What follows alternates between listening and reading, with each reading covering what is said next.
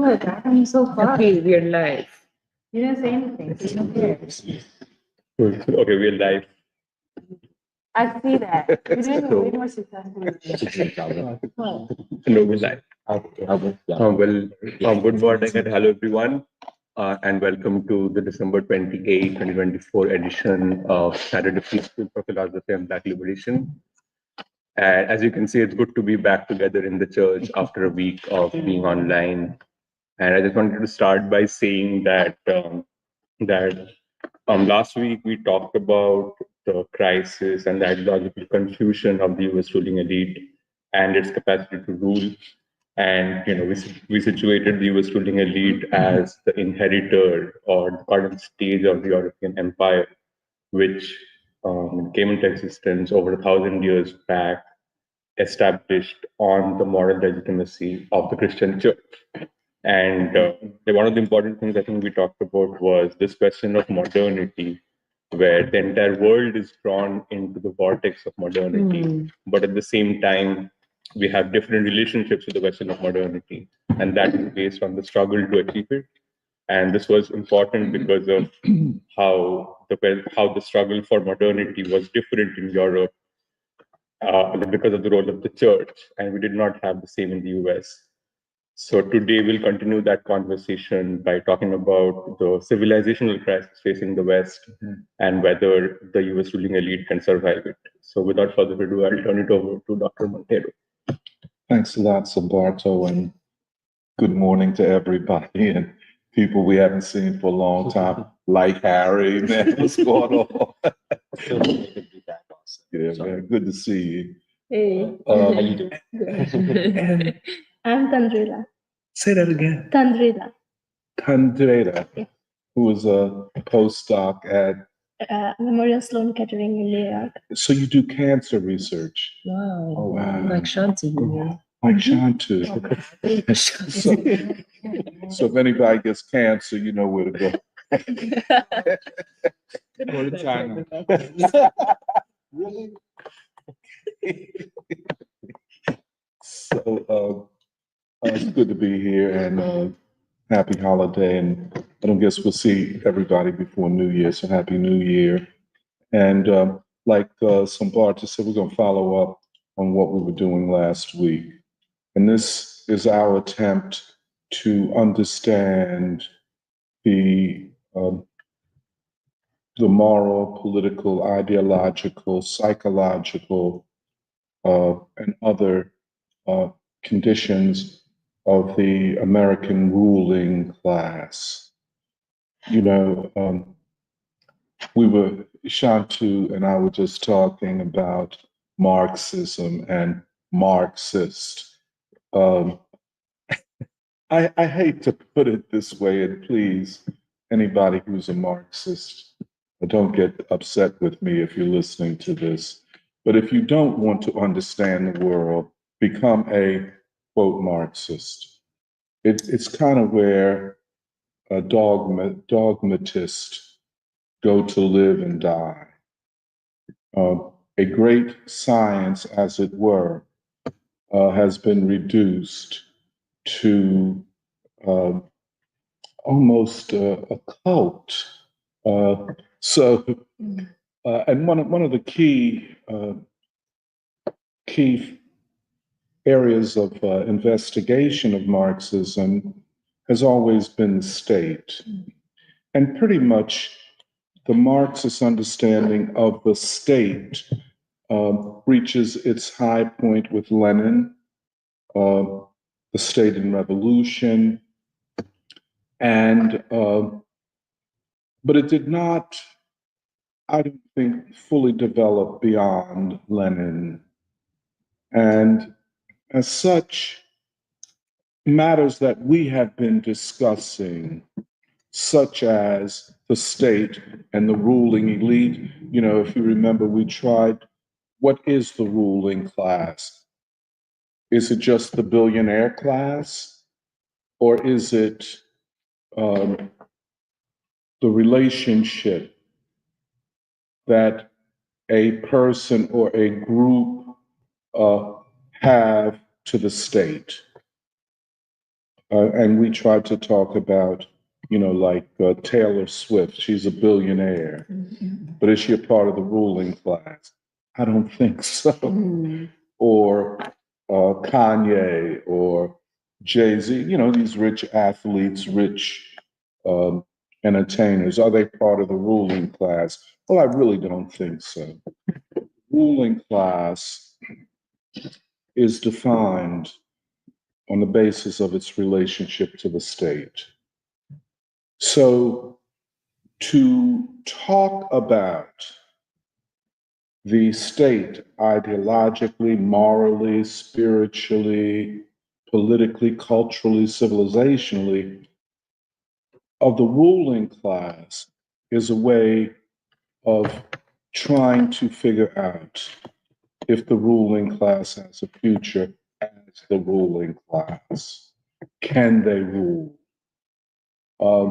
And last week, I think we said a couple of things. For example, that the ruling class of the United States doubts its own capacity.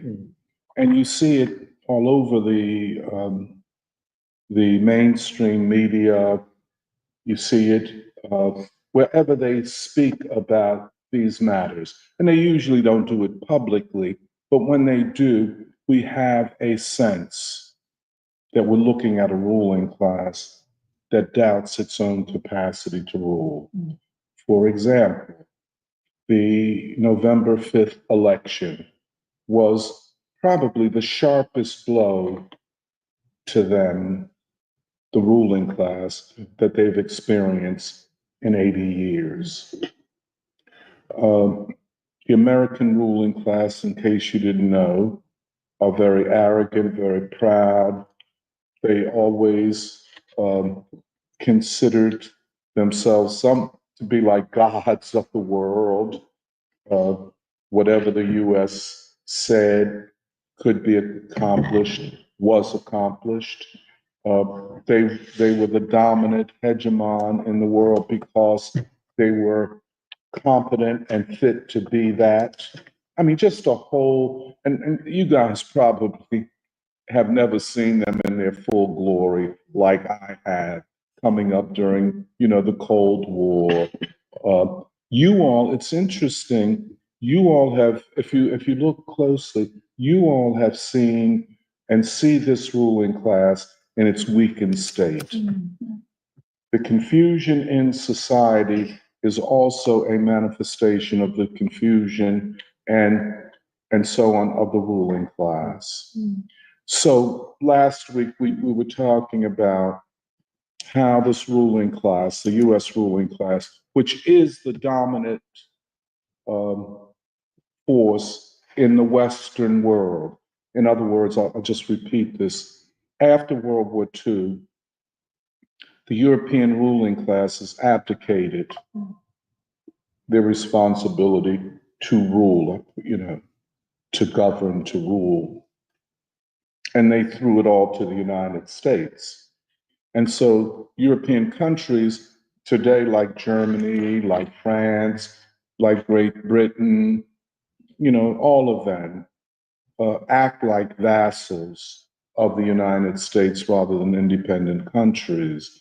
But that is a kind of a behavior and a way of being in the world that they adopted after World War II. And remember, World War II was the end of a 30-year period of World War I, the Great Depression, and World War II.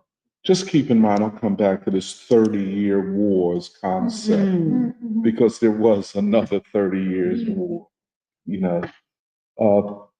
but Europe was decimated.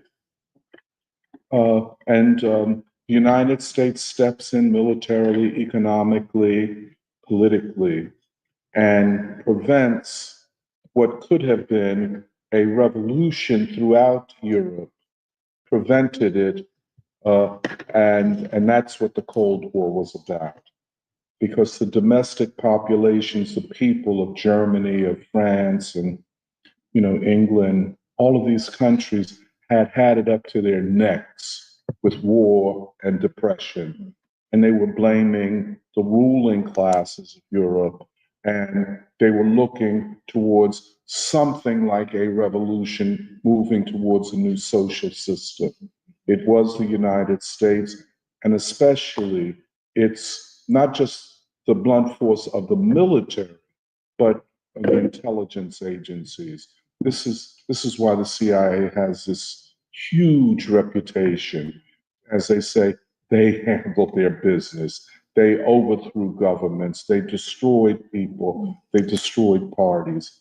But with that ruin of the European ruling classes, they abdicate. The United States, you must remember, never experienced a real war on this territory, except the Civil War. Europe,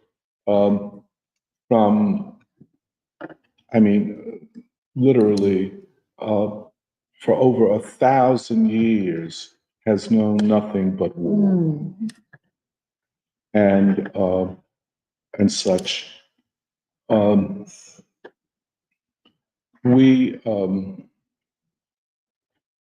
So I wanted to just say, but now, with the weakened state of the US ruling class, can they not only rule this country or govern this country, but what about Europe?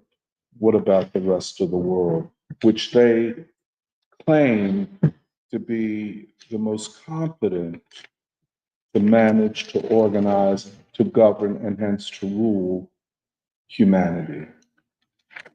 That's why, they want to overthrow Putin. What do the Russian people know about these matters? Overthrow him and put in a vassal in Russia to the United States. Well, the Chinese don't know what they're doing. We know. So we can overthrow the Chinese government. The same with Iran, on and on. This is why you get this narrative constantly that this government is anti-democratic and should be overthrown. The other, all over nobody is doing it right but us. But then you go to China, you don't see no homeless people on the street. Right. Come to Philadelphia, you can't walk down the street without seeing homeless people. It's a propaganda strategy. But this idea that the U.S. ruling class has a right to rule the rest of the world. And people say, well, Tony, you saying this, how you read what they say, listen to the way the propaganda is. What do Indians know about India? We know how to rule India. We know how to govern India. What do the Chinese know? Now you go to these countries, in China, 85% of the people say the government represents them. Russia, a similar percentage. Come to the United States, 80% of the people say the country's going in the wrong direction. So who is ruling or governing their countries best? But that doesn't mean anything because, and this is perhaps really new, while the ruling class of the United States loses its capacity, it relies more and more on propaganda and public relations. So it's just like a used car salesman.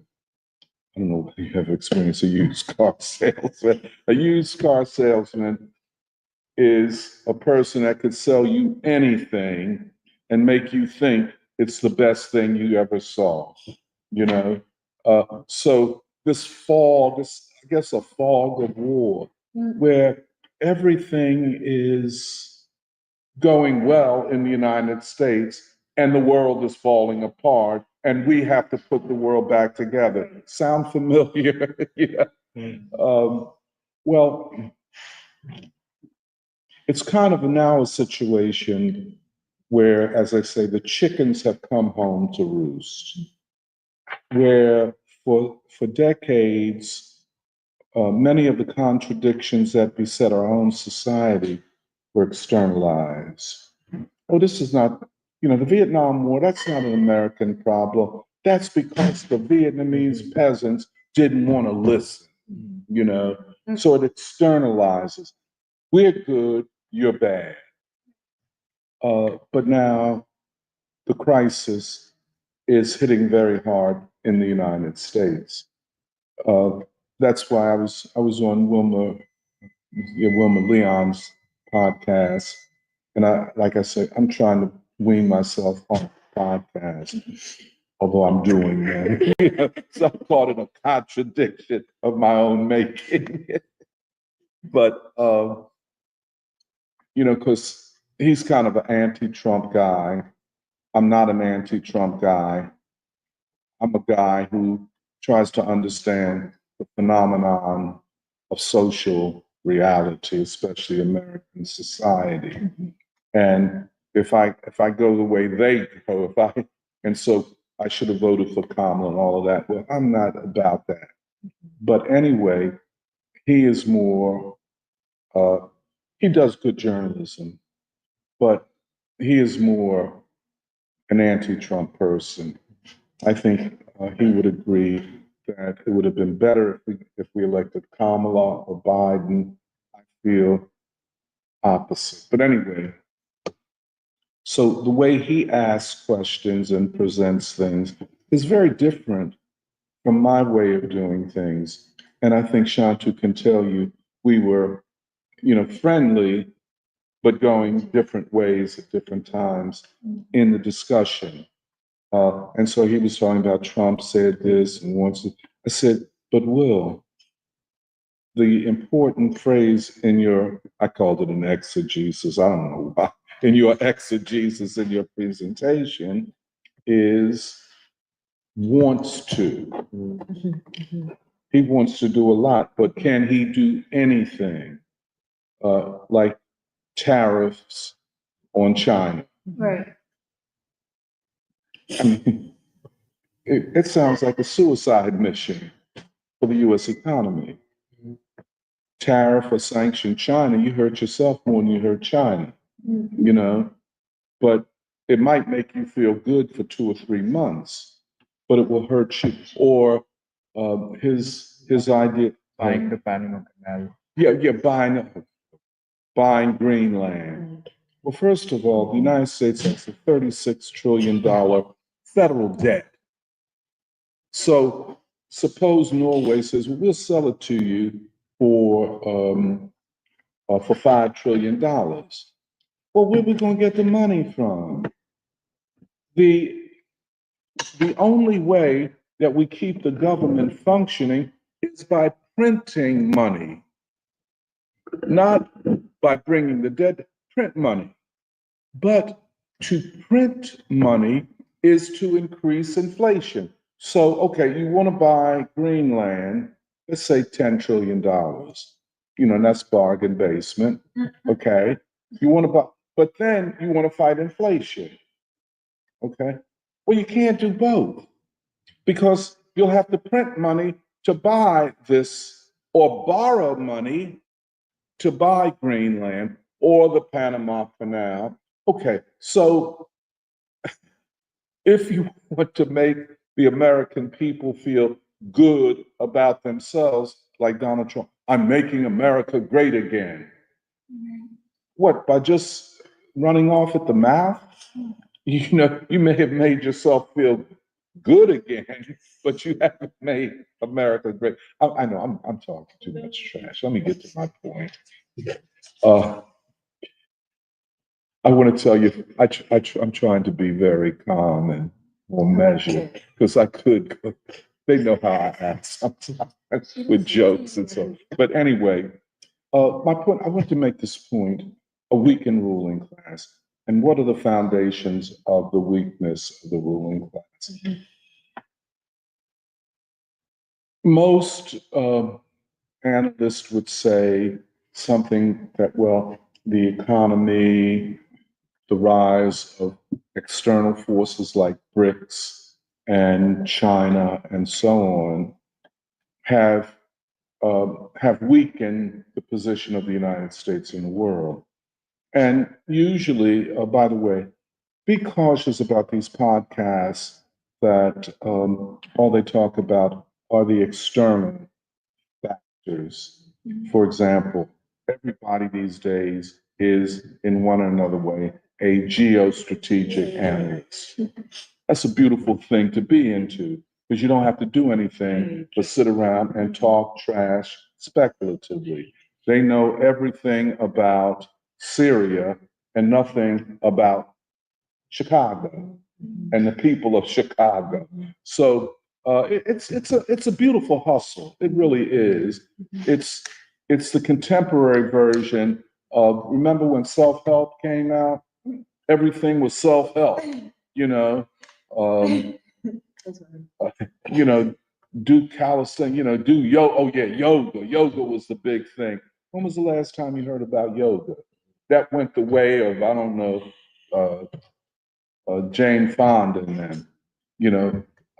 So this geostrategic analysis people, all of them know everything, and it's the same people. Well, that's going to go the same way as self-help, uh, vegetarianism, yoga, whatever else was a fad. But the real deal is what is happening at the end of the day within the United States. Can a ruling class rule a people, a nation, which does not wish to be ruled by them? And once the ruling class, and this is the key, loses its position in terms of the interpreters and mediators of the civilization, they've lost. Every state, as we've said before, is a civilization state. Every war, in one or another way, is a civilization war. Nothing in human relationships occurs separate from deeply held values and beliefs and morals and so on. That is basically the definition of civilization. While the American people have not made any determination or have not determined uh, how we uh, how we will move forward, the American people say over and over again in poll surveys that the ruling class cannot rule them. And they are walking away from the major institutions of Western civilization, for example, the church.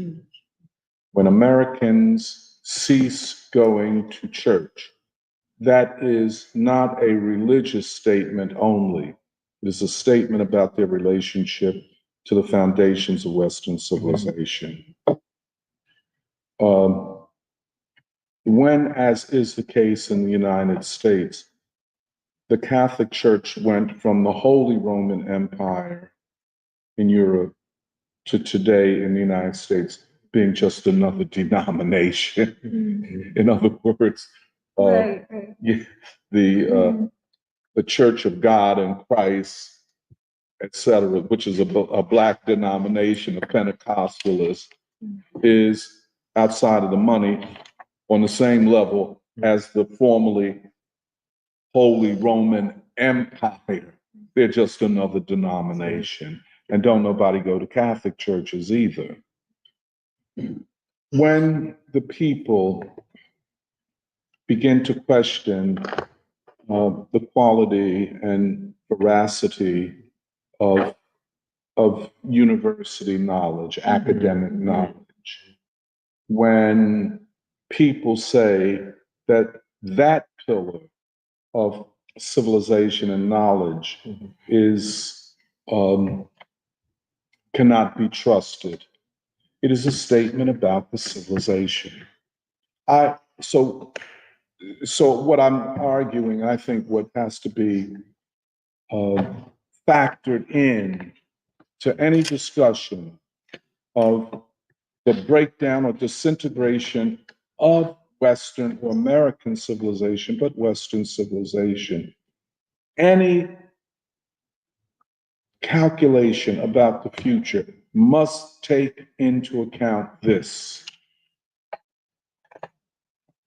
And so the ruling class, unable to present anything positive, turns to postmodernism, identity politics, music that isn't music, learning and knowledge that is not that, academics who are more interested in branding themselves than in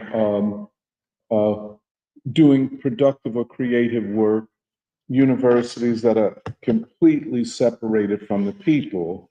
I think you're looking at a civilizational crisis. Now, last week I tried to compare this crisis to what occurs with the struggle for the rise of the modern bourgeoisie and the modern capitalist system in conflict, in struggle with the church. And we talked about this long 400-year struggle. We talked about the Renaissance, the Reformation, the Enlightenment, and finally, the modern bourgeois civilization, the modern bourgeois concept of modernity and progress. This was a long struggle.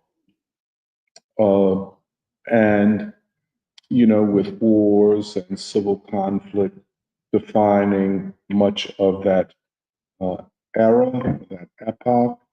The other thing I just want to say, and that's what I tried to say too, out of it came art and knowledge and science and philosophy that was new to humanity. And I know a lot of people, especially if you take in the United States, you know, a lot of Black people say they want nothing to do with anything white. You know, we want, it's kind of what they call Afrocentrism. We want to go back to Africa, to our roots. That is our civilization. Europe has Greece and Rome. We have ancient Egypt. You know what I'm saying? You get the same thing in the Arab world. We want to return to the greatness of the Muslim civilization. You know, we don't want to hear any of this talk about Hegel or Marx or any of that. The only problem is to go back is to close one's eyes to the enormity of the crisis we face and to say, and every movement like Afrocentrism, Muslim or Arab centrism, Indocentrism, any movement like that is a way to avoid the question of how do we bring about social change, and is it possible? Most people who do not, cannot see a way forward, retreat and go backward. And we have that very strongly in the United States. But the question they cannot answer is, but what is the nature of the systems under which we live? Right. We don't live under the system that prevailed in ancient Egypt in 3000 BC. You know, our even as Baldwin points out, and Du Bois the same thing. Du Bois would say, "I was born and I will die in Western civilization." Hence, the struggle for freedom will take place in this context, but also the ideas and values in many respects that we're dealing with are in fact Western. So African Americans are as Western as any people in the United States. And to even suggest to African Americans, for example, that you in music, oh, give up modern instrumentation. Don't play a piano. Don't play a saxophone. Matter of fact, don't even think about an electric bass. So therefore, you've already eliminated Bootsy, and funk. Bootsy. But no, African Americans are Western and modern and are looking for a path forward that does not reject modernity or the future of modernity, but rejects all of the blood and mud that came into being with modernity. In other words, capitalism didn't just come so gently into the day. It came in through the worst atrocities ever committed. That's a fact. But how do you go forward without at the same time acknowledging in a dialectical sense what modernity has produced?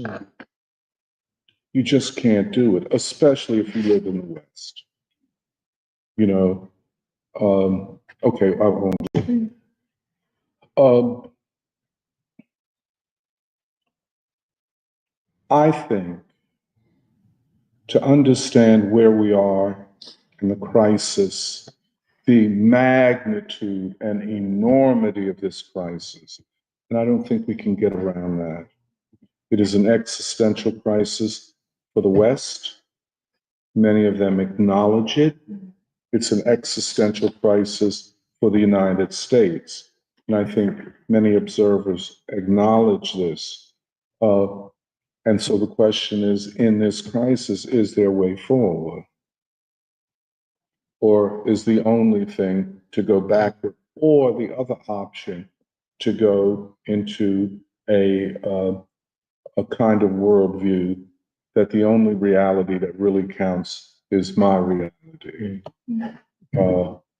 And that's why the postmodern worldview is a selfish, narcissistic worldview.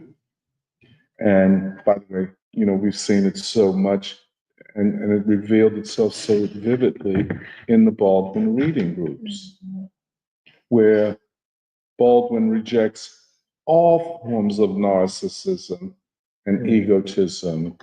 And that's why he rejected even the early form of the queer movement in his day as narcissistic, selfish, and as he said back of the movement back then, the sexual revolution, he said he didn't believe it was sexual or revolution. I think I would say the same thing about the modern queer movement. It's not sexual, and it's not revolutionary. And by not being sexual, what we're saying in the end, it's not human. It is individualistic. And none of the postmodern movements make the move that Baldwin made. First of all, love, but the second, children. He always says, how can I be pessimistic? I'm alive, I'm living, and I have to care about children. The modern queer movement, and the trans part of it is now the center of the center of how we talk about, or how society, or part of society talks about whether one is progressive or whatever. Well, what is your position on queer, on trans people? Well, if I might just say this, it is a move to put any I think revolutionary position on the defensive, because I can't be revolutionary unless I have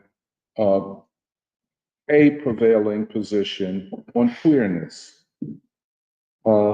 and such. But then you see the dilemma. It is not a position for progress or for change. I must acknowledge your right to put yourself ahead of society and humanity. That's what you're being asked. And it began to make sense to me when we read Baldwin. And then as we went through Baldwin in different reading groups, it was established and became quite clear by all sides, the queer side and the Baldwin side. I consider us the Baldwin side. The queer side were the people who identified themselves as queer, you know, that Baldwin was not a supporter of queer theory. And at that point, people who identified as queer had to decide, do we continue to come to a Baldwin reading group and read a man that we had thought was queer, turns out not to be queer. So if he's not queer and his theories don't support my worldview, then I'm not interested in him. But isn't that so defining of so many of these movements? Either it's my way or no way. You know, either you support my idea of sex or sexuality of the human, or the hell with you. And but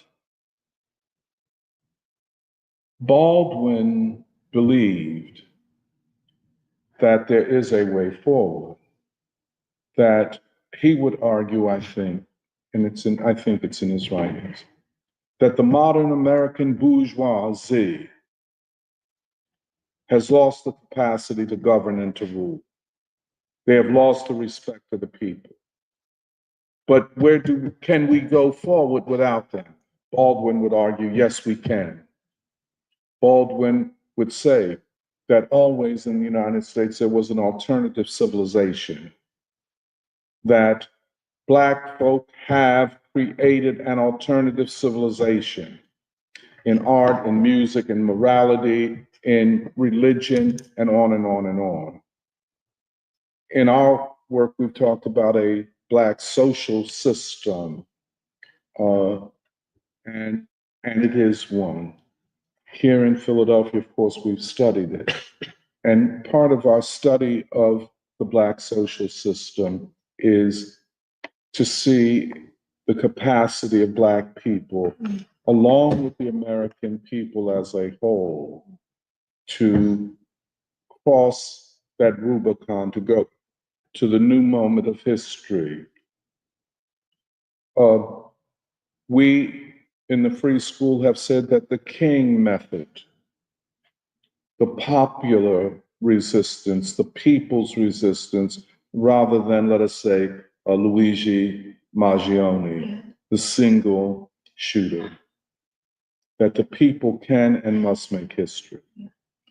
I'll just end on this. I just want to go back to some things we talked about last week. The church, especially the Roman Catholic Church, or the Church of Rome, the Church of the Vatican, as a form of state power, of an emerging class of mainly merchants, landowners, aristocrats, and so on. They were powerful not because they were residents of Milan, a province in Germany, or wherever. The power of the feudal aristocratic class was that they were authorized by the moral and civilizational authority of the church. That's huge power.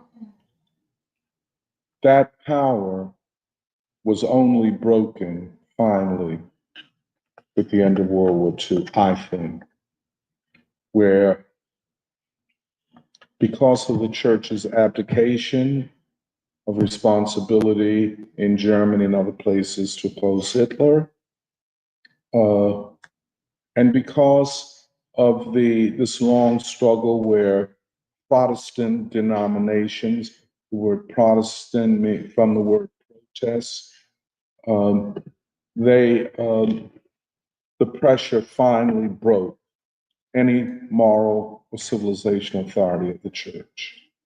That finally comes with World War II. The Catholic Church, after that, becomes different.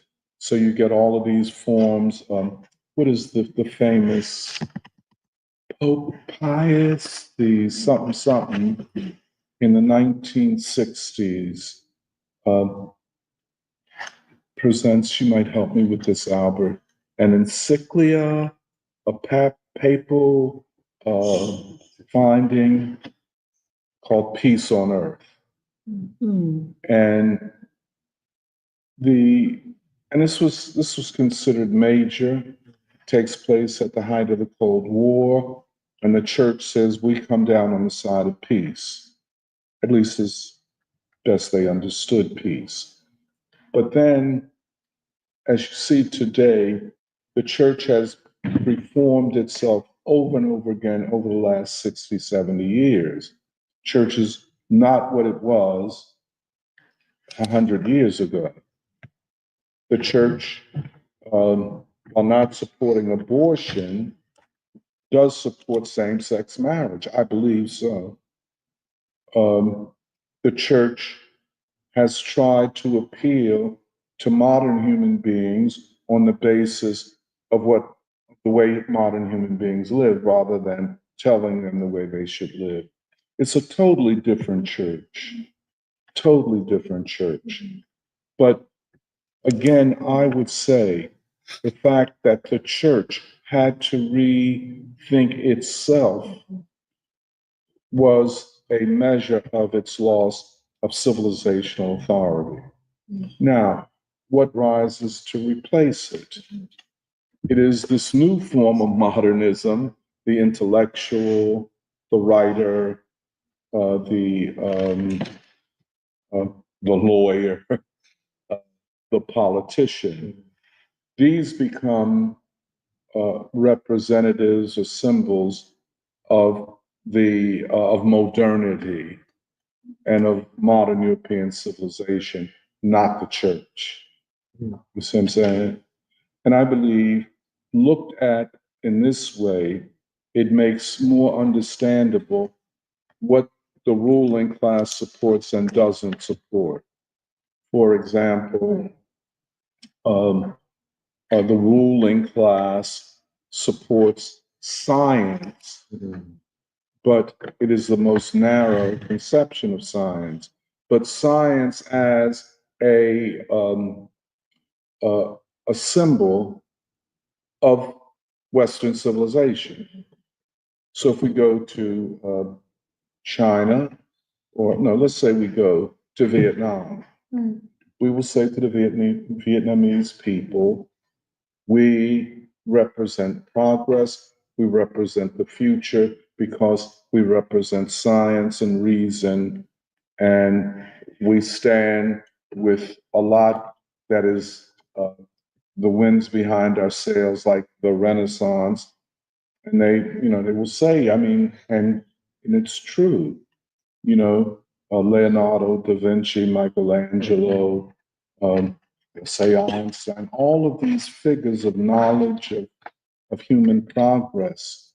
But then they will say, this is a reason why the modern secular state must rule, must govern. And if you are to be successful, you must imitate this. So you take with China, you take People's Republic, and you take Taiwan. Taiwan represents Western modernity. China, the mainland PRC, represents a new, as Gino said, modernity with Chinese characteristics.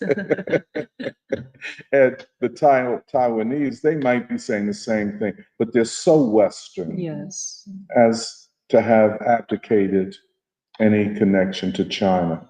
You know, and I learned this from talking to you all in India, of course, this division between modernism, what is the Congress Party, and the Modi Party, who kind of resist modernism or westernization in its full-throated way.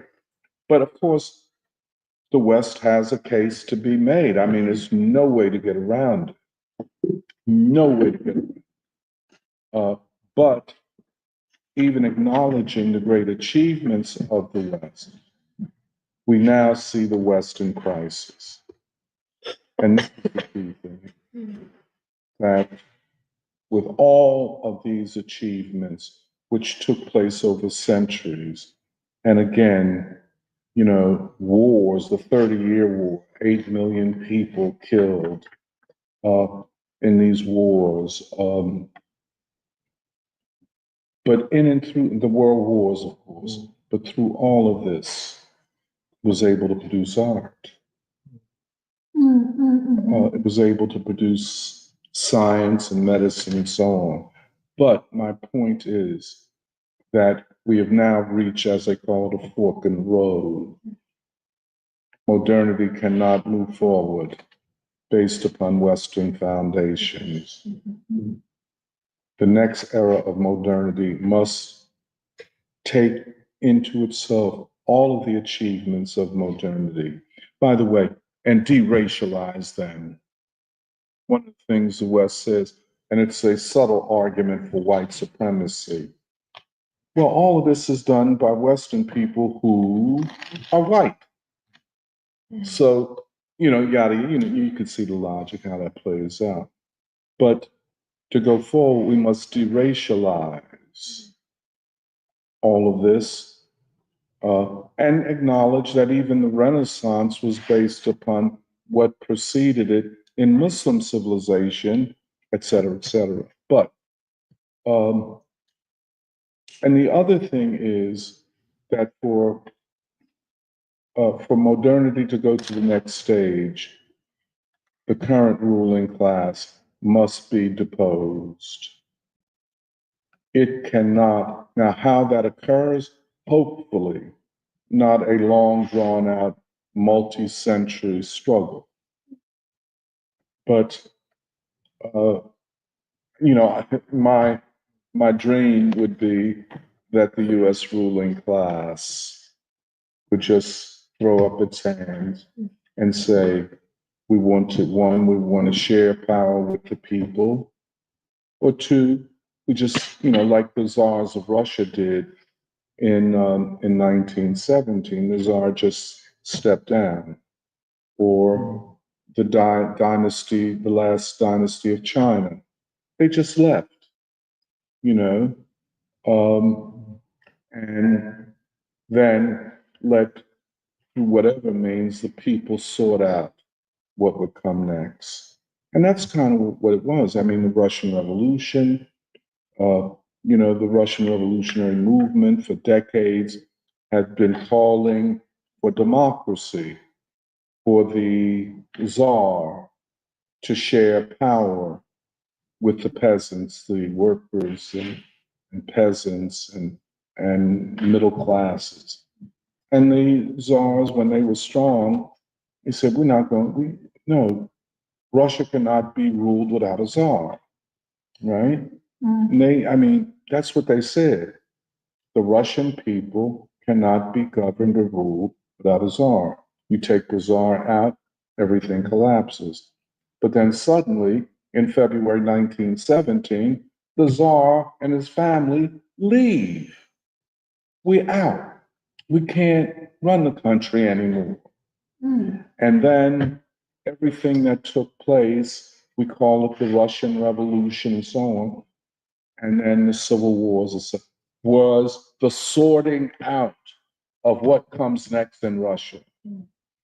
and that struggle in Russia is still going on, the Soviet Union, the collapse of the Soviet Union, now the rise of Russia, which is in a lot of ways stronger than the Soviet Union.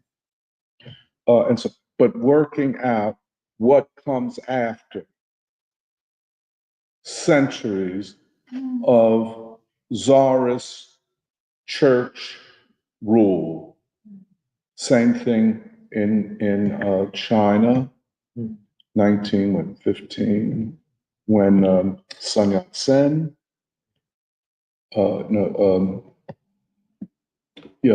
declares a Republic of China. The dynasty, the emperor leaves, and then the people have to sort all of this out. It looks like that to me here.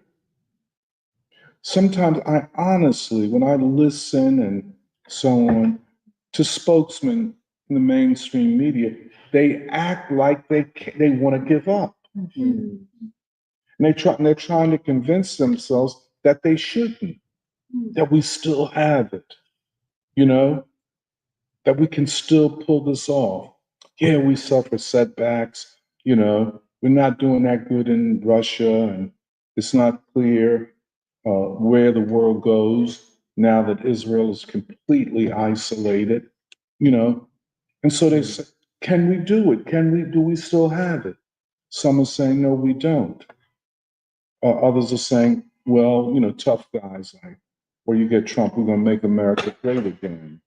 And I don't think he believes that, frankly. I don't think his followers believe it. But the point is, might the whole ruling elite abandon power and then leave it to the people to sort out what comes next?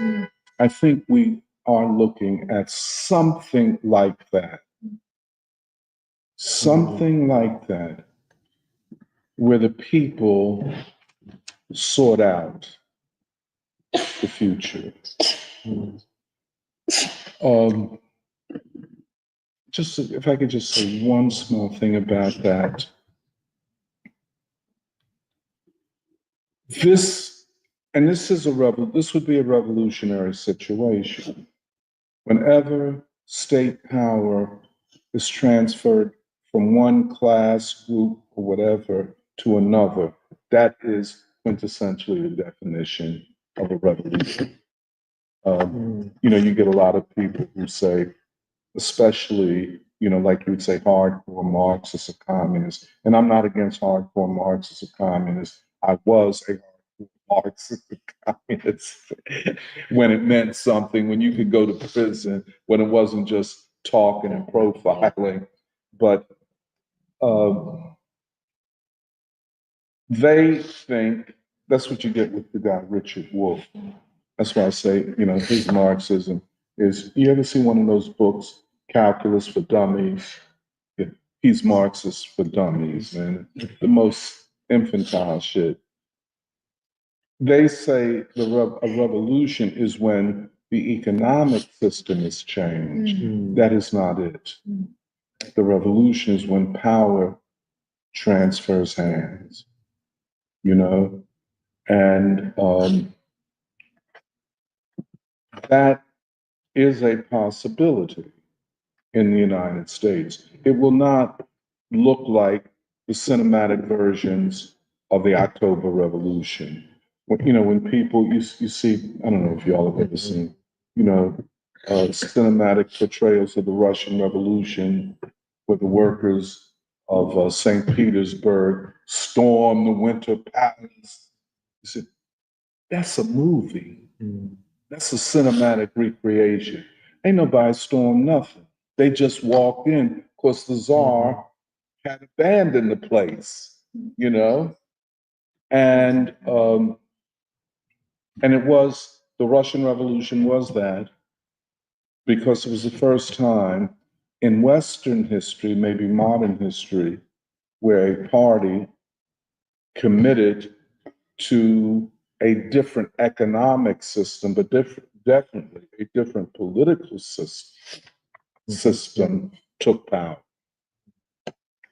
And that party was identified as a communist party. And, like everybody grows up, communism is the worst thing that ever happened. The only thing comparable to communism is Nazism. Hitler and Stalin are the same, the whole 9 yards of propaganda. And there's nobody in this country that is not, told this from the cradle to the grave. Right.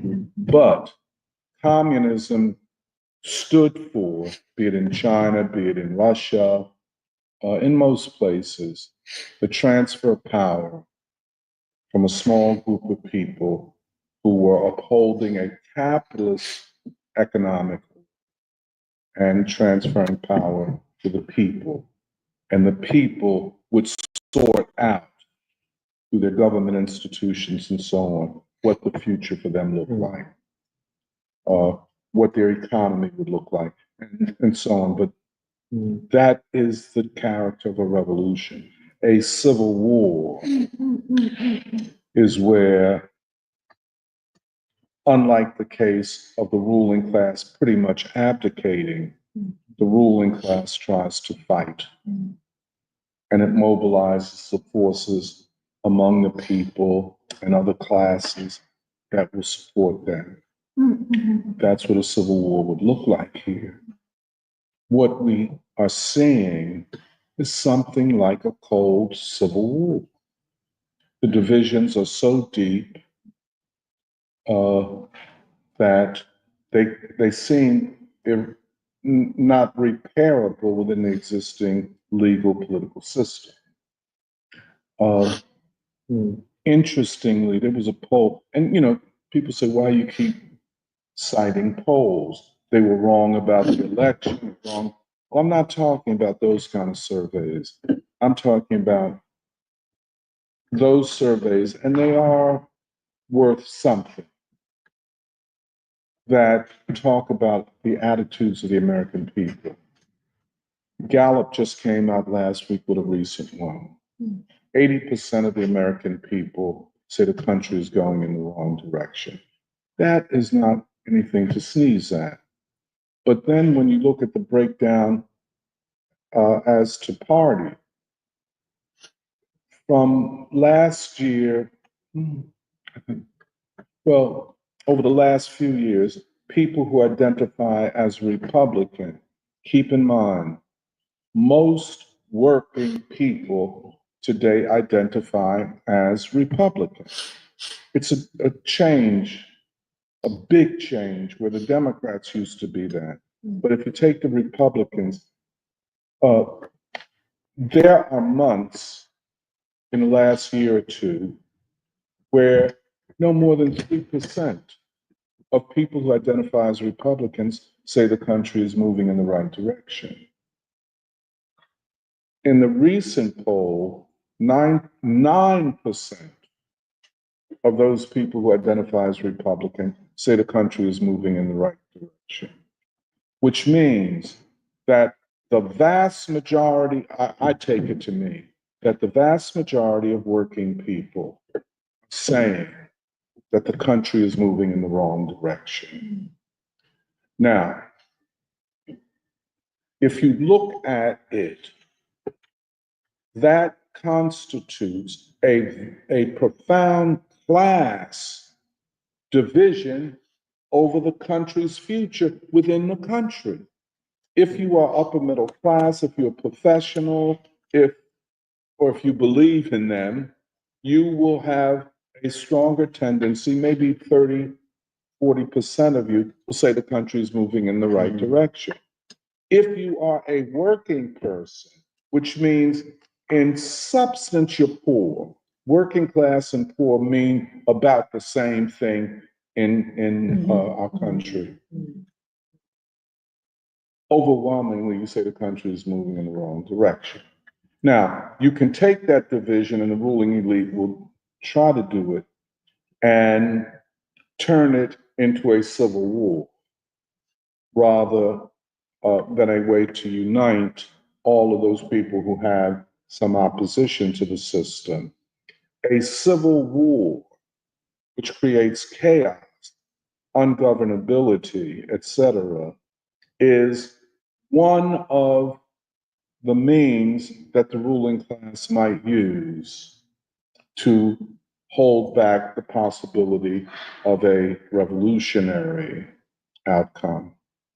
The other is the undoing of society as a whole. That's why I mentioned last week the 30 Years' War. It was 1618 to 1648. Now, what they were fighting for, I guess it changed over the years and who was in charge, but they fought each other for 30 years. It constituted the undoing of society as a whole. Society collapsed. We could go into such a prolonged crisis. And so as we enter this new year, I think we can enter it with a very sober-minded approach. I don't think we feel in any way that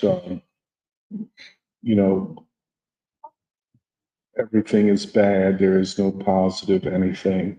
I think there is a positive outcome, but it will be a long struggle. If you were to ask me, I think the revolutionary possibilities are stronger than the civil possibilities. Somehow I believe it, maybe because I want to believe it, but I think just if you think, and all of us can share our own experiences, people do want a fundamental change, which could be, we could call that a revolutionary change. People are fed up with the existing ruling elite. The ruling elite cannot rule without some support from the people. Hence, I think that we are at least in a pre-revolutionary situation. I'll end there.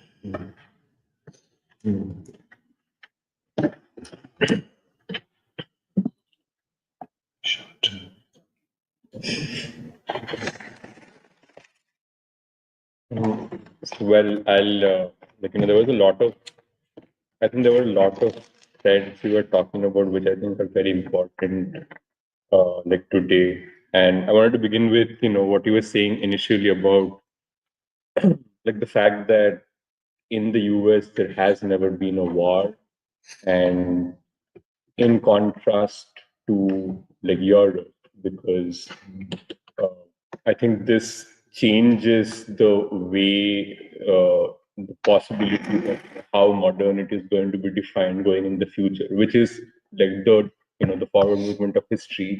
Like you were saying, it's not going back to a pre-modern time anywhere in the world, but to define the meaning of modernity for the future. And I think the possibility of that in US, it is different because of this nature of its relationship to power and its relationship to war. Yeah. And then the other thing that you were talking about was that every war has been in some sense a civilizational war. And I was thinking too, because the other thesis of this is the Huntington thesis about clash of civilizations and so on. But I think what you're talking about is essentially the fight over the moral, political, and spiritual and values that have defined every society, and then ultimately, I think we have talked about this before also, about how even the genocide in Gaza, even that has to be seen ultimately as civilizational war, because it's not simply a question of an economic system beginning to be born, but it's more a question of what the purpose of human life is going to be, and what are the values on which the West is based, and it's trying, and the possibility of that changing. And finally, the other thing you were saying, which I think is we've been trying to work out for a while, is the question of knowledge, or the crisis of civilization is the crisis of knowledge. And I guess, queer theory and postmodernism, these have cemented themselves as like escapes from this crisis for individuals. And which I think which makes sense why like so many young people even today, they are they are influenced by it, they're drawn to it because it's offered as an escape from this crisis. And but I think we are seeing increasingly, and this goes to the reading groups and so on, that people inherently have a struck, like they have a, yeah, I think they have a thirst for new ideas. And I think reading Baldwin, this has been important because people are, I think, coming into terms with the fact that in this country, a different civilization was produced, which has a different, which had a different relationship to modernity. It had a different relationship to power, but it also had a different relationship to knowledge.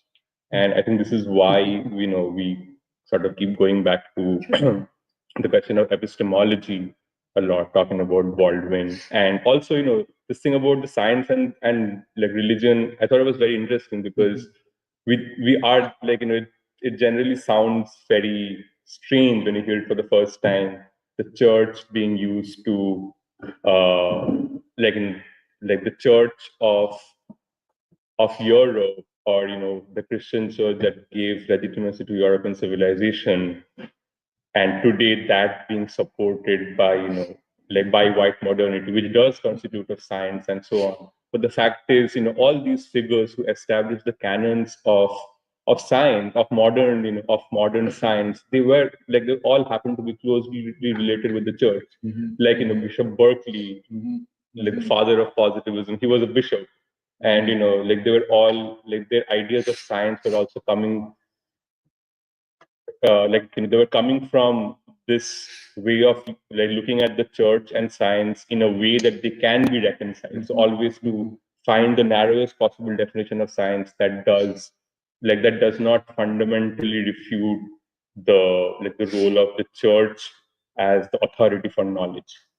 And I think today that is beginning to change. Like that, the question of where does science get its authority from, which is why we have this profound crisis of experts, like not just in this country but throughout the West. So yeah, I just wanted to summarize that, and like finally, I think the fact that we have a deep class division concerning the future of the country, which we were sort of ending with, I thought that was very important because this is that the question is the possibilities open to ask American people at this time, fact that revolutionary possibilities and possibilities of civil war. I think this is very important because we are also seeing a time where people are increasingly conscious of this divide also. Like that there is this huge class divide regarding what the future of this country is going to be, what are our options. And most people do think, I think, that we have a historical possibility for new change at this time. Yeah, I was thinking about America's relationship to the question of Western civilization, and this thing that you said that after World War II, with Europe as devastated as it was, the ruling elite of Europe sort of abdicates its rule or authority to rule and just sort of leaves it up to the American ruling elite or the American state. And since then, I mean, the rest is history, as they say it, because the US has been like the hegemon ruling over the whole world, both ideologically, economically. But I think again, I've said this before, but it sort of takes me back to what Baldwin, the way that he always tries to make, or he always tries to emphasize the distinction between Europe and America. And in some ways, when you were doing your presentation, it just sort of occurred to me even more clearly how America could be seen to be a very unlikely champion of Western civilization, given the struggle that it had to wage against Europe for its own freedom, or for its to basically determine for itself what its path was going to be, or what its people's history is going to look like. And in some ways, so then it becomes like, after the Second World War, it becomes a champion of Western civilization, or the guardian of Western civilization, without actually having had to go through the same strife or the ideological or philosophical debates that were afoot in Europe for that long period that you described, the 30-year war. But then really like a 400, 500-year long period where Europe was in it was unstable in terms of what would finally be put on the throne as the basis of ideological rule. So there's some inherent contradiction even in the statement of America being the guardian of Western civilization, because in some ways its relationship to the process that produced Western civilization as we know it is obviously it is from a distance. It's not the same as Europe. But then after World War II, when it does become like the guardian, the only way it knows, well, of course, the reason why they would want to be the guardian is, I think, can be made from just the benefit it like bestows on America or the American state from being, the principal hegemon. But then the only way from that point on that you can sustain the supremacy of Western civilization, like Shambhata was also saying, through war. And now we have basically come to and then everything you said, even about America's relationship to war, the fact that there was never a war on this soil, Except the Civil War. except for the Civil War. And honestly, like in Vietnam, it suffered a resounding defeat by a not that I don't know expert military or whatever. And then even in Iraq or Afghanistan, like if you consider its entire history of war, it hasn't really been victorious in a way that's commensurate to the respect that's put on the name of the American military. So then you have all these contradictions. And then finally you come to today, and this is why we're also talking about the crisis of Western civilization in our moment, where not only the vast majority of the people of the world, the masses, have rejected war as a basis for what is going to be human civilization going forward, but then more importantly, domestically, American people have rejected war.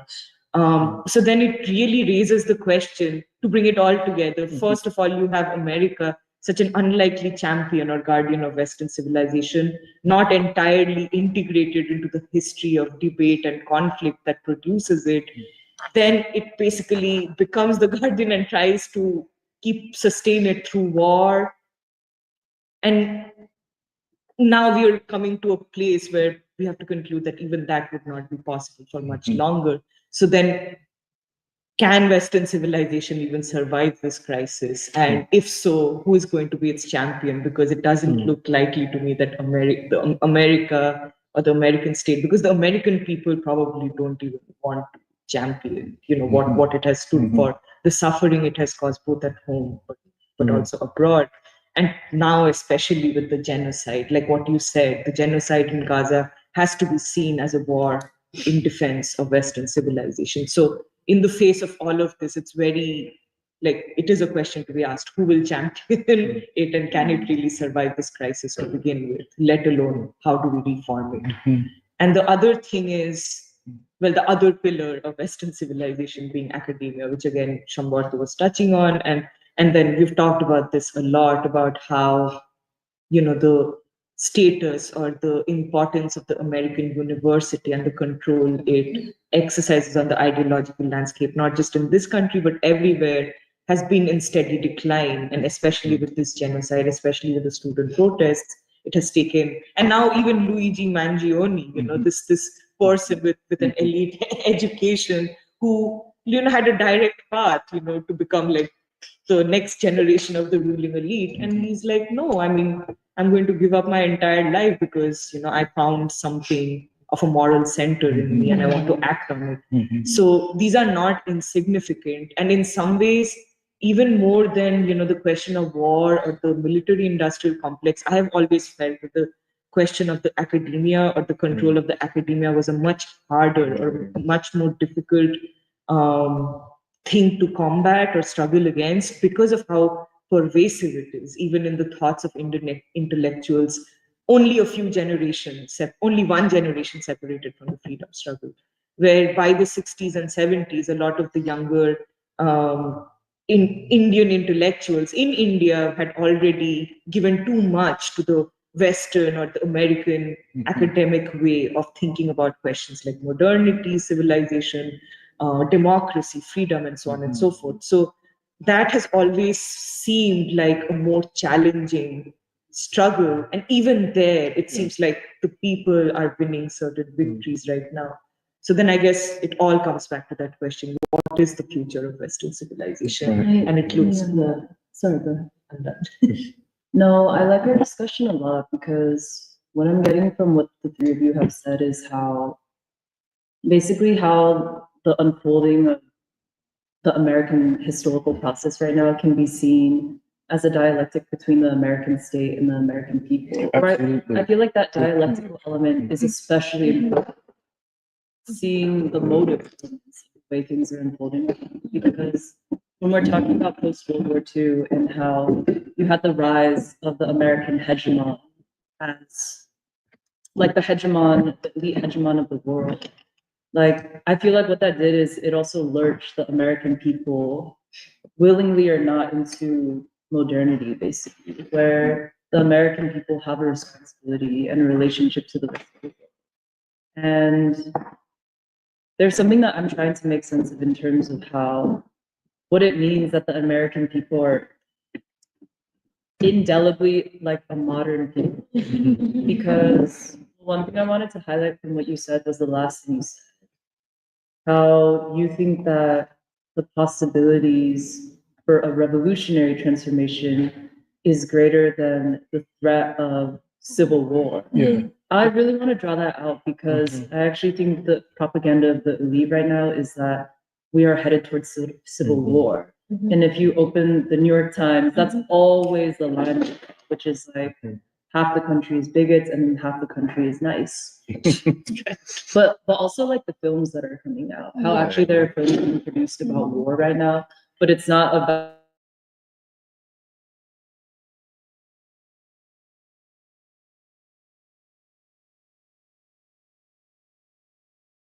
is going to be between red and blue.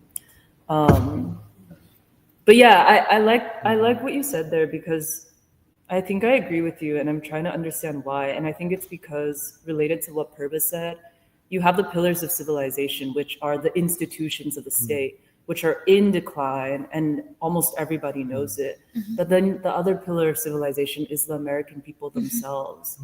And I want to say that because, like, Albert and I, we went to see the Alvin Ailey exhibition at the Whitney yesterday. And I had debated a lot about whether or not like we should see it, because I know we had also thought about going as free school. Like Alvin Ailey, who you could say more, but was a genius and a master in the tradition of modern dance, and especially in how he developed like the biblical parallels with the American revolutionary process or the Black freedom movement. But the reason I had been on the fence about going is because, you know, it's organized by the elite, like by the cultural elite, the Jewish elite, like the Whitney Museum. And some of us had already gone to see the Met exhibition about the Harlem Renaissance a few months ago. And I think most of us like had criticisms because it was ideologically an attack on Du Bois. Like, you can't talk about the ideological architecture of the Harlem Renaissance without giving credit to Du Bois and like what he was laying out with souls of Black folk, like the new Negro, all of that stuff. But actually what surprised me about the Alvin Ailey exhibition is that I didn't find it to be as much of an ideological assault on Alvin Ailey as I think I expected, because Alvin Ailey was gay, but I don't think they actually centered it around him as like a queer Black man. Yeah, a little bit of that came up, but like the exhibition actually made me cry because I felt like the greatest message that it delivered was that, like, this is a pillar of American civilization. And there's something about Alvin Ailey. He says that. He says it where he's like, I'm Black and I'm universal. And I actually think that's what the exhibition shows. Because his troupe, like, wasn't just Black people. It was something about how to be modern in this country will mean that, like, we all become colored, or like that all of us move toward the Black worldview. And the last thing I want to say, which is I think something that also what Shambarto and Doc, what you had said made me think about, is how, well, a question that we've come back to again and again, which is like, what will the quality of the fourth American Revolution be? The quality of the fourth American Revolution be, or basically the composition of that next freedom movement to come? Because I know people like Grace Lee Boggs, but also it's something that we've said a lot in free school is like, will it won't look like the civil rights movement exactly. It will have to draw upon it, but can it just be Black people anymore? Or does everyone have to, in this country, have to become Black in a way? And here I wanted to return to something that you've talked a lot about before, which is how, like, this idea of an all humanity movement, or like an all human movement.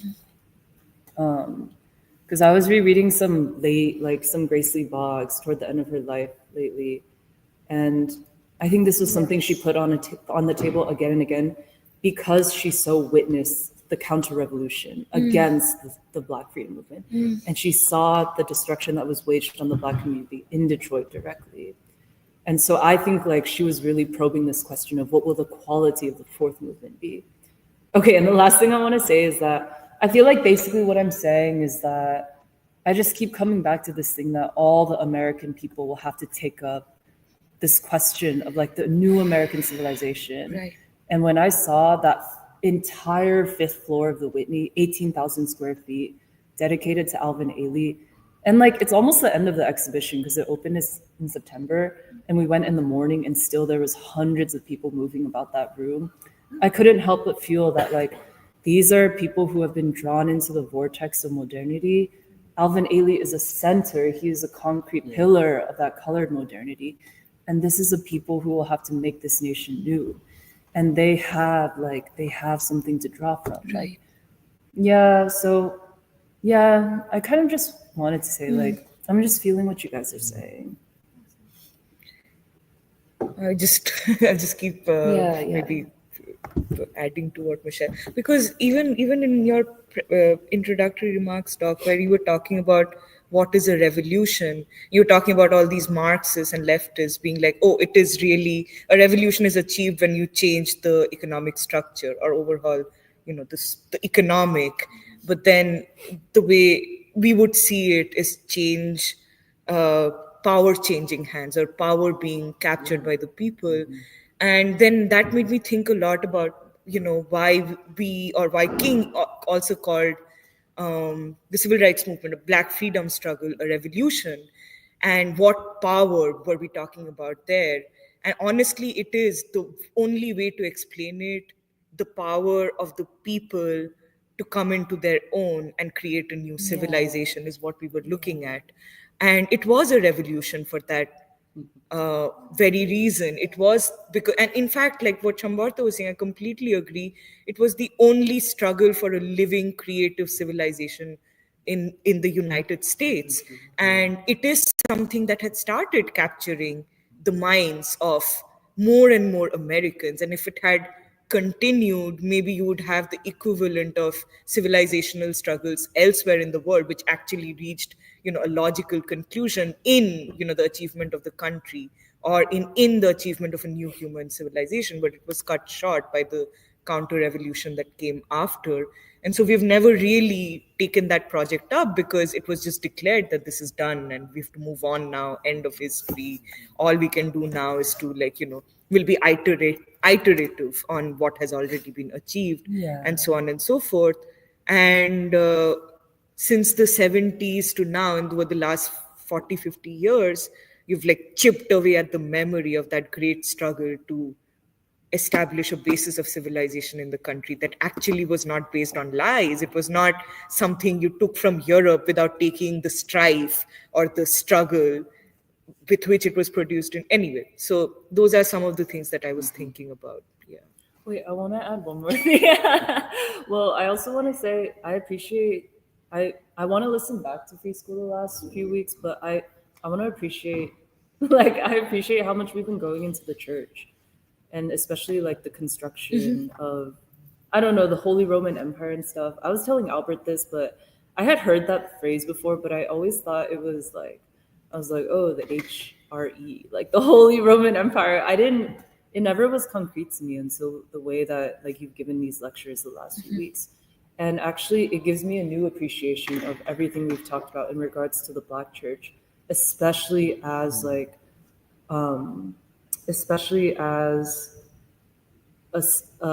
like a seed or a genesis of American civilization or the American revolutionary process. Because even, I mean, like, it's not just Alvin Ailey, but when we were talking about the church today, it also made me think about like how he talked about the church. And I think his greatest masterpiece is Revelations, right? Which is like named after the last book of the Bible. Like he created an original, I don't know exactly what you call it, but an original like dance, like a dance saga or narrative around the last book of the Bible. And he said, I came up with a piece, a saga to the Black experience. I would call it Revelations, my blood memories, the memories of my parents, uncles and aunts, blues and gospel songs that I knew from Texas. And yeah, like all these jazz musicians, but King and Baldwin, that Black church, and us talking about the medieval church really helped me appreciate something new about where we've always started with the modern church, but really the Black church as the universal, like the universal church for Americans, but the West as a whole. Like it always goes back to the church. And they even had like video footage of Alvin Ailey dancing and rehearsing, set to Aretha Franklin, set to Duke Ellington, set to Donny Hathaway, like church, you know?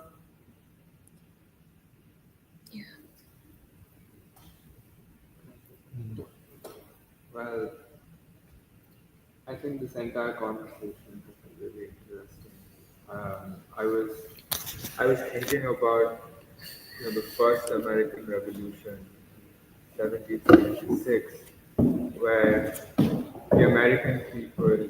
I remember reading this in The Voice, that the American people allied with the then slaves to transfer power or seize power from the Europeans to the British.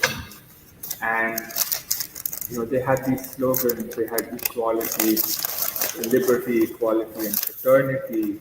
And they had slogans like give me liberty or give me death. And after achieving independence, I think, and I was reminded of what Hura was talking about, that their movement towards modernity or the progress of modernity, it stopped in a way. It stopped, and I think it's because of the inherent contradiction that they chose to keep slavery on their own shores.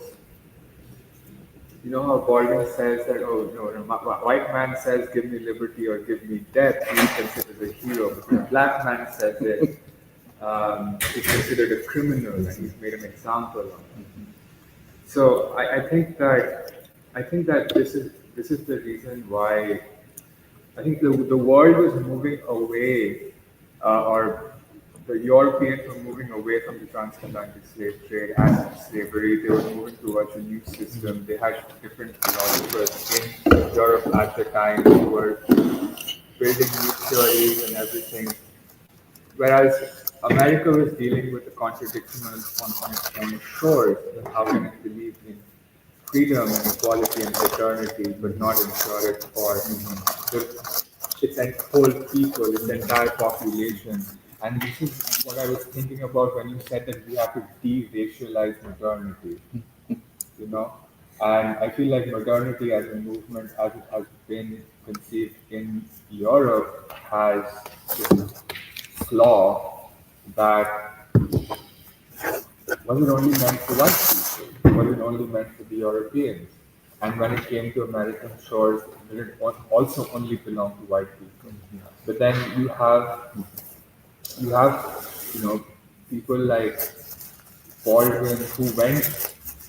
I really appreciate Baldwin because, when reading him, he offers critiques of European thinkers.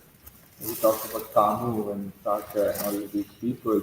Like, he is trying to do what you said in your presentation, I feel, that as a modern people, the black man and the modern people and Baldwin representative of these people, looking for a way not to reject modernity, but to reject the blood and cruelty associated or that came with it. You know, I think that's, I think you're absolutely right. And I think you get at the very essence of what they were, like what Baldwin, what King, Barton, Du Bois, all of them were saying. It's not that they always said they're not pessimists, they're not realists, but there has to be a fundamental change in the concept of modernity, literally deracializing it. yeah. And I think the last thing I wanted to say is something that we brought up last week, and I've been thinking about it. I don't have any thoughts. I just wanted to bring it onto the table again, which is that how do we define the modern man or the modern people or the modern individual? And I think we said that the modern individual can only be defined in relation to the moral task of today. That's a good, yes. You said it. Oh,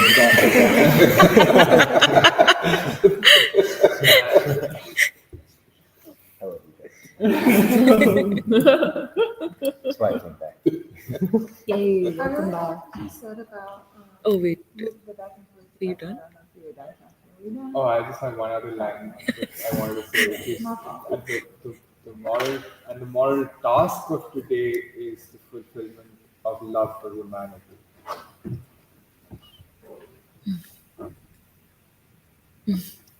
No, nothing much really. Could I just say, well, this is a very important part of Baldwin, and a source of his being trivialized and rejected, the concept of love. Love for humanity, but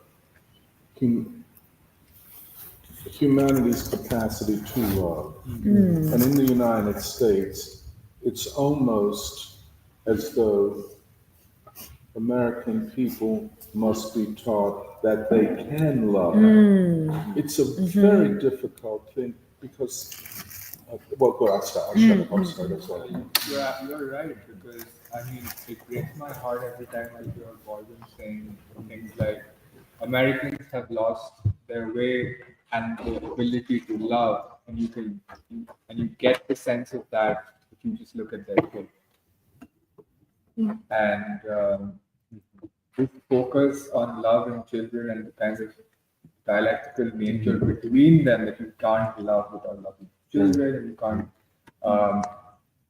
And I think that's very important. I feel like it is through the child that one has to learn the lessons that one can love, and it is through love that one has to make this attempt to love the child again, because the child is the future.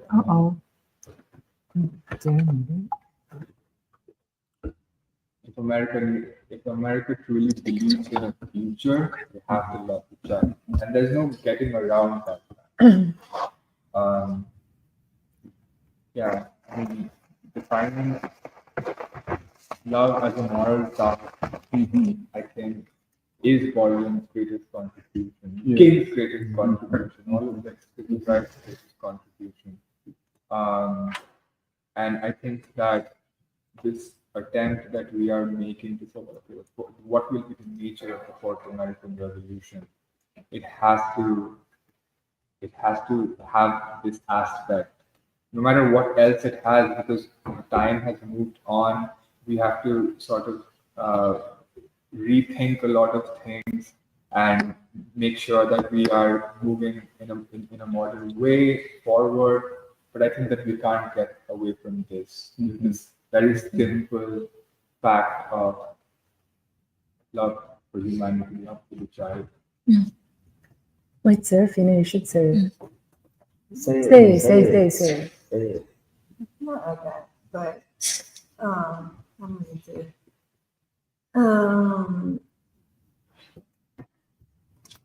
No, I mean you don't have that point about that you're mentioning about love. It's kind of the same. I was just thinking about like the revolutionary process and how you're bringing up like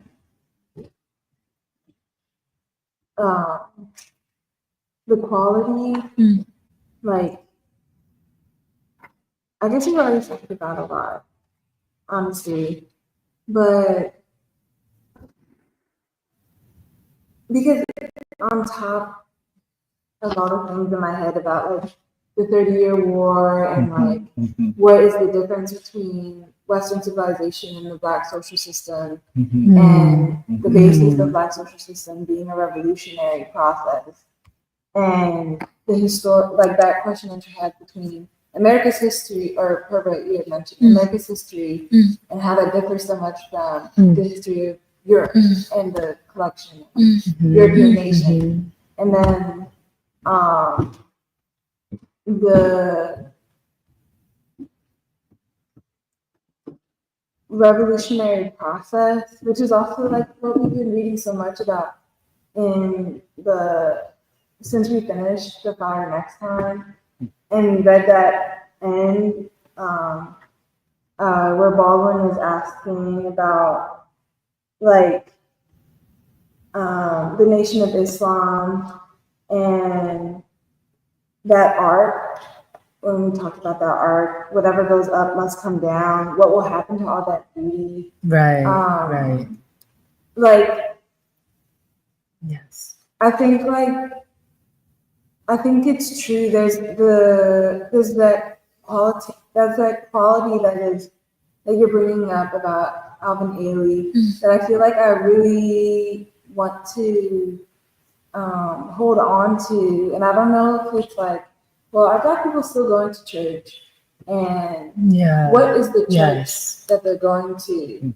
And really, like, what is the nature of the home that, well, that's why I get to the question of, well, what is the nature of the home?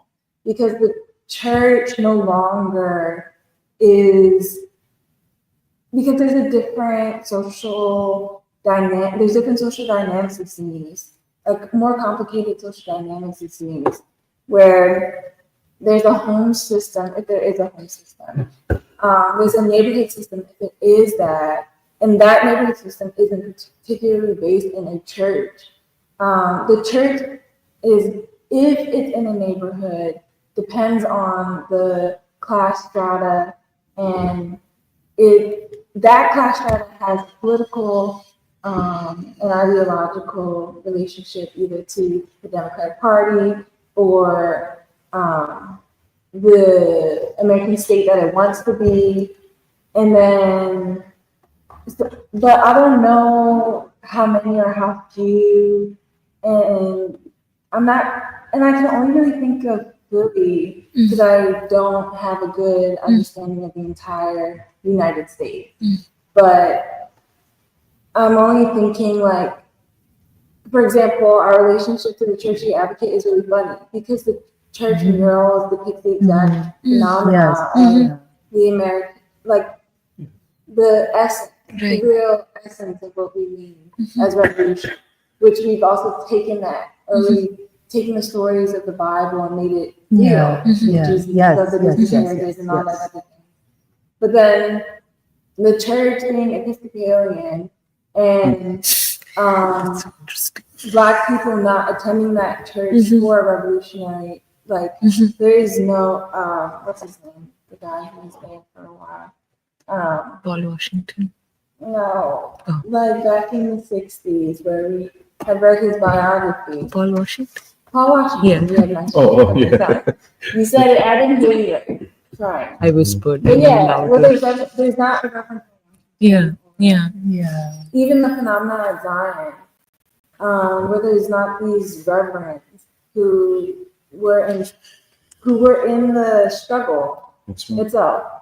And we're also in a period where they're, in essence, if you want to call it a pre-revolutionary, there's like the whole question there, like, meaning the pre-revolutionary, is it a question of stages, or is it a question of the ongoing historical process, both in global terms and, like, I don't think it's even that complicated, really.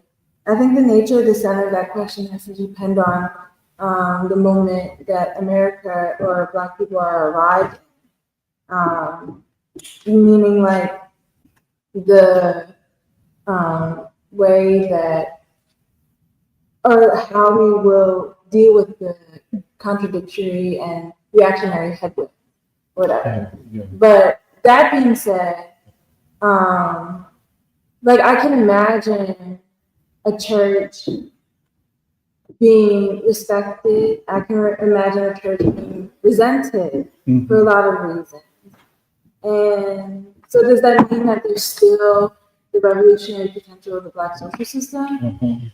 I would assume so, because it doesn't rely upon the structure of the church or the basis of the historical process that the European church now finds itself in, which is the Western or European, or I don't know how to put it, the institution of the church, as it relates to Western civilization, is a different historical process than the Black social system, which has the basis for a modern period. Yes. If also, like you had said, been used in truthful and a right way. It's not like white people can be like, oh, since we have all these Black people who have not only created culture, but it's like in that sense, like it can be an irony, but it has to be right. You know, it has to really be right.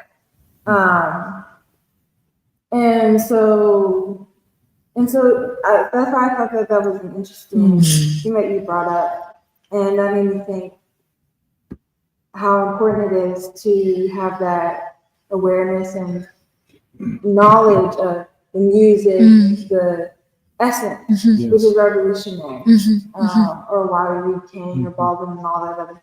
Yeah. But I guess the other thing I thought was interesting was the idea that was in my mind, like, I don't know who told me this, but isn't there an idea where if you keep making wars, then you will like be able to create progress or something like that? Yeah. Oh, then, right. And that's kind of what you were speaking to earlier, like that a pillar of Western civilization is war. But that's, under the whole thing that we have to figure out is Western civilization, American civilization. Is there a civilization in America that can be called American civilization? Whatever. But that's to say, like, how, like, it's kind of like funny, and at the same time, like, how can America, like you had said, like, how can America, which is sort of like a puppet Western or a puppet Europe or whatever, it's not accepted, have a civilization based in war when a civilization was based on revolution, like, or on like the struggle to free black people who were enslaved here, like, so what it's kind of, I think it is an important question. What America would be, what is the American identity?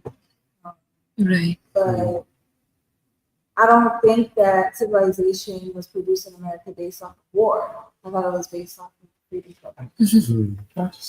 I so appreciate what you've been saying.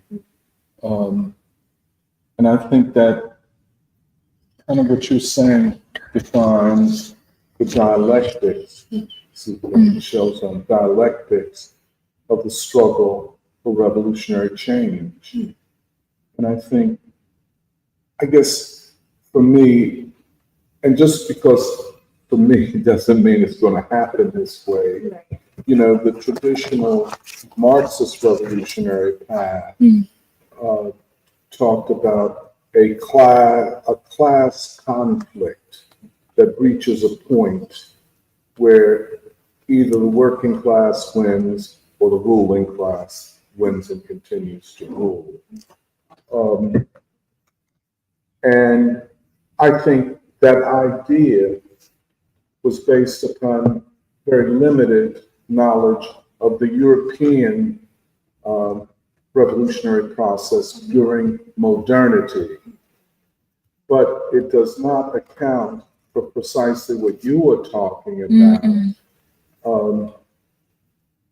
out of a specific historical experience, not only a people, but a social system that looks very much like a civilizational system, a civilization in becoming, in its potentiality. The Black social system as a civilization in potentiality. Right. And I think I agree with you about Ailey. You know, he is, I think, the greatest, well, they say choreographer, but dance, you know, and where does it come from?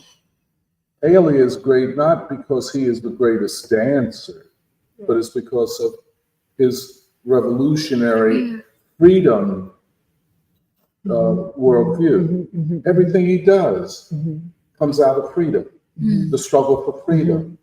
I don't know about Ailey today. You know, I think maybe they could have gone to commercial and funders and all of that. But Alvin Ailey, the Alvin Ailey Dance Company, is all about the freedom struggle, pure and simple. And so, you know, a social system, which in some ways was a survival system, but nonetheless a social system with its institutions, but also with its art, which may be the highest achievement. And especially when the Black system, the Black social system, enters upon the final struggle for freedom, which is not yet complete, but enters upon the final struggle for freedom. And so consciously, and it's very difficult sometimes to see it. You know, it's very difficult because it's not like, you know, you have a single great theorist and, you know, yada, yada, yada, but a united all people struggle against the remaining, this is where I'm going with you, the remaining vestiges of Western modernity as they were institutionalized in the United States. Right. You know what I'm saying? Yes. Yes. If we are right, and maybe we're not right, it doesn't seem like a lot of people think we are, at least the radicals. But if we are right, and this, as you put it, is the dialectic of the struggle ultimately for power, if we are right, it must take on, and I agree with you, the features and qualities of the Black freedom movement and the Black social system. I don't think there's much of an alternative.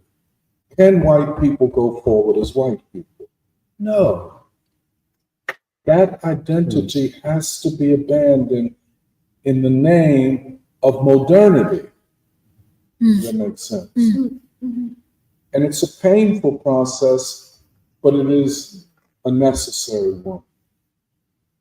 Here I think Baldwin is just unbelievably right. But I think the social system becoming a civilization of potentiality. That social system, the church weakened as it is, the Black colleges and universities weakened as they are. In a lot of ways, we're weaker, but still, it represents more than it is. It foretells more than what it is. And if you would ask me, I always have felt that Black people fight in such a way where it's more than just for them. You know, and I mean, we pay a terrible price. I mean, the dislocation, you know, all that goes on, you know, but we have never, that I can recall, now you had small groups doing their thing, but I don't think, especially in that civil rights movement, there was ever a fight only for Black people. And they always saw their fight as an all-humanity struggle.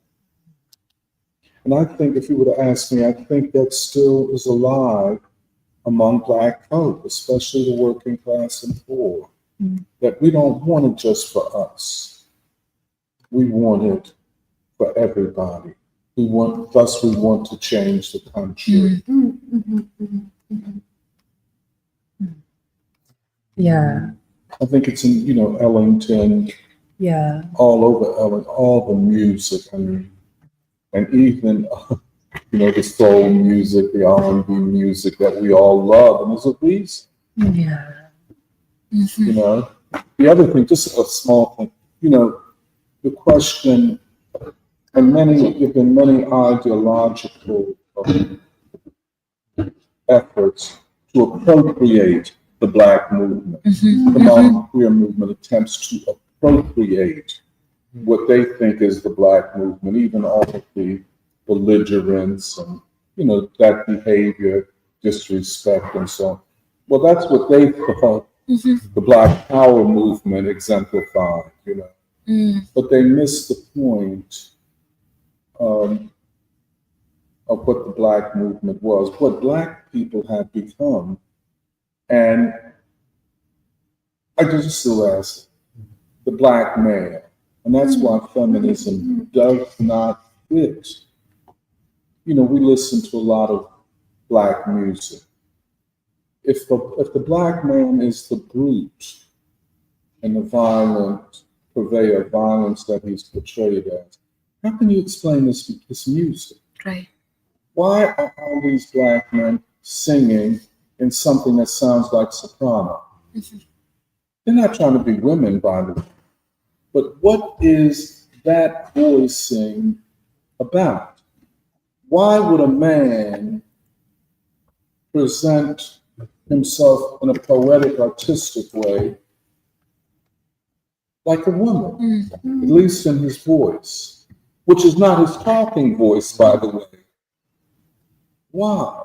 And I think there's evidence that Black men artists, be it an Ailey, be it Tom Bell, be it Ellington, whoever,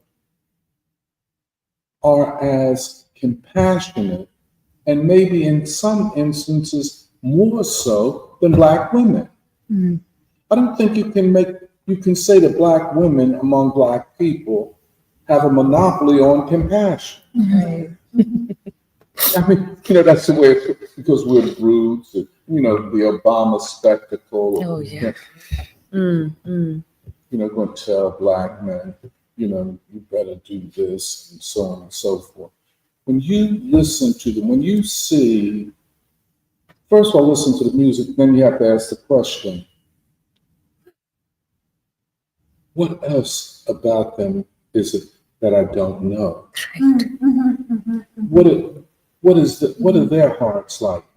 That poor man, that man on the bus, you know, what is he really besides the way he is presented? And one of the great tragedies, I know as a Black man, I feel it, I know poor men feel it even more than me, that society cannot see them because of the way they're portrayed. But then listen to the music.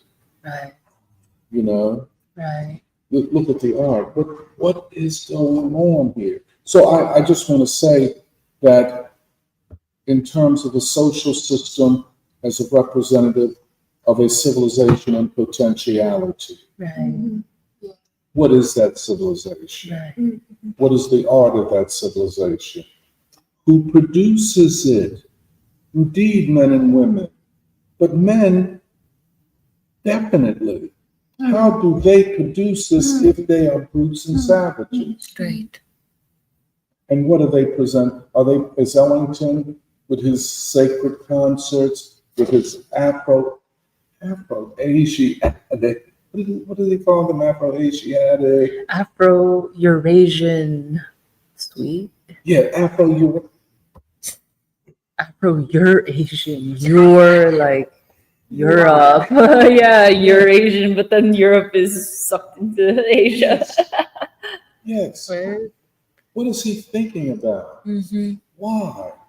Yeah. Or, it's all. So the claim of white modernity turns out to be hollow in the face exactly of what the African American people have produced, not because they wanted to free themselves, which they do, but they wish to free humanity. And so the revolutionary process must take on the qualities and features that we identify with Black folk. And I agree about Ailey and all it's, I'm talking to No. Well, I think what I find so fascinating, like about the discussion of the Black social system as being, like being able to flower or shape Western civilization as a whole, or American civilization, plus Alvin Ailey, plus like the Holy Roman Empire and the church, is because I think, Serafina, like you completed what I had been trying to say, but having that historical context of the medieval church was so interesting to me because I didn't know about this like century-long struggles for the church. For God to not be mediated by for the state not to be mediated by the church, Yeah. but that the wait. Sorry, I didn't sleep enough last night. Well, first of all, basically that like it was already a struggle just for not everything to be mediated by the church, right? Or like not everything for the state to not be mediated by the church. But then a more modern struggle would have been maybe like the last century was for religion not to be mediated. Like this, sorry, I'm not saying it well. For everything not to be mediated by just the church. Well, can I just sorry. No, it's very, very important. And a good thing about here is that we never had to go through that because we never had a Catholic Church, a Holy Roman Empire. Right. And therefore, it was built into the early theory of the U.S. state that the church and the state would be separated. Yes. And this, but then now what I'm saying is that I find Ailey, but then Duke Ellington or James Baldwin and Go Tell It on a Mountain so fascinating because I think that move to leave the church was not a loss, it was a gain in the sense that it was a moral choice. And I feel like this whole one more time, to leave the church was not a loss so much as a gain in the sense that it was a moral choice. Like that's what Go Tell It on the Mountain is about, like Baldwin's seminal novel. And at the end he says like, the church will never leave me, but I'm leaving the church because I must begin to struggle. And that's really helping me understand something about what the basis of this new civilization or new revolutionary process will be, because I think I had this assumption this whole time that like, oh, it's such a loss that no one goes to the church anymore, or that this great institution of civilization has been in decline.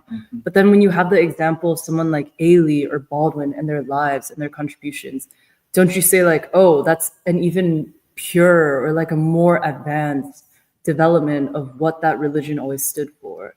And then even just personally, right? Like I was always looking for let's say, a relationship to God or faith, or in a sense, what religion has furnished for people for centuries, like sustenance, right? Moral sustenance, moral clarity. But it's so interesting to me that I never could find it in the church, of course, which I think a lot of people in my generation have that common experience. But I found it in something like Free School, which is not a religious organization and is also not a church, but is a site of struggle, right? Or a site of renewal and ideas. And I just keep coming back to this thing that, like, whoa, okay, the church may be in decline, but actually the carriers of religion now, or God or faith or renewal, or the potential for struggle, like it really lives in the people then. Like it really lives in the best of the American people and how they think and how they act. Yeah, and what you had said had really helped me like put something together also. I feel like in some ways the church is returning to how it looked like at its roots or when it started. And I was thinking about why it wasn't Alvin Ailey saying about himself, but I think someone describing Alvin Ailey to an awards, like a group of people at an awards ceremony or something. But the fact that Alvin Ailey is Black and that he's universal. And I was trying to think about why that was so important to me, but the Catholic Church, the Catholic means universal. Yes. So the Catholic Church defined itself as being a representation of people. But I think with the decline of Western civilization, the decline of religion in terms of it being mediated through the church, it seems like Black people are speaking for everybody, and that universality or love shouldn't be mediated through an institution of like a church, but rather through the people. And that's why even Black art, in terms of, I think Michelle sent me, I think, a Charles White sketch of a Black street preacher. And that moved me a lot because it's been a while since I've seen more modern or contemporary art from a religious standpoint, or even through like a Catholic standpoint. Like I think Catholic art has declined with the decline of its institutions and its, I guess, civilization. But it does seem like Duke Ellington and Baldwin and these artists all see a way forward and to transform the religion or transform the values and the love behind it into something more modern. And that's why I feel like they do speak for colored people, and not just colored people, but humanity as a whole. Right. Just to keep adding to this, because it's all very interesting. I mean, I think I struggle with the question of religion and spirituality simply because it's not been a large part of my experience, but you can't really avoid it growing up in India, because I think it's everywhere. I think a spiritual or civilization or whatever you call it, there's always that you grow up in that atmosphere. And so, in recent times, also because of different things that I'm studying, this question of what role or what place religion or something like the church will have in the future of humans. Yeah. Yeah. So I think we have to relook at what we mean by religion. Right. And are we not, when we say religion, talking about civilization, something? That's sort of what I'm trying to get at also, because again, like not being in any institutionalized religion or not having grown up that way, I still do have a sense of religion or spirituality or that path or that philosophical questioning.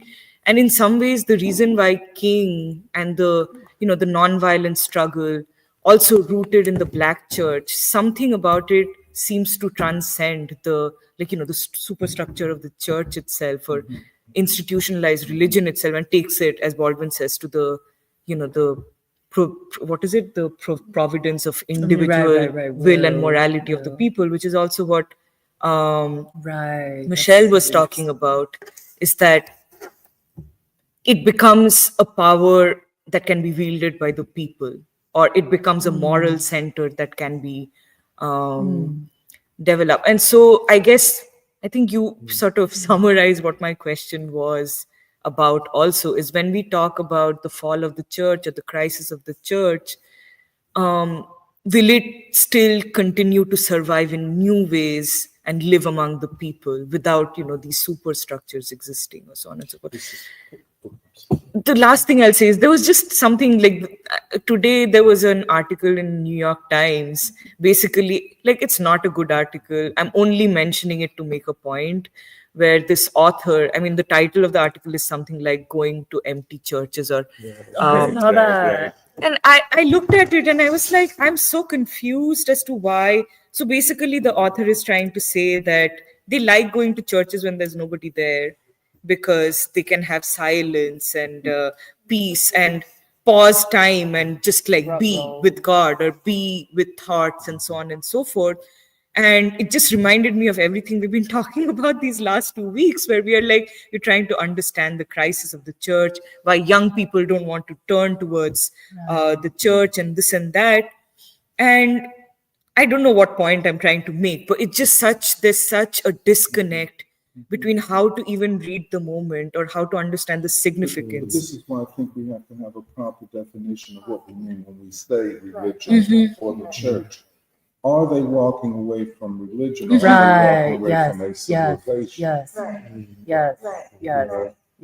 And that's. Can you say a little more, Doc, the distinction between religion and civilization? Well, the church, at least in the Christian way, we talk about it's based upon faith, not evidence.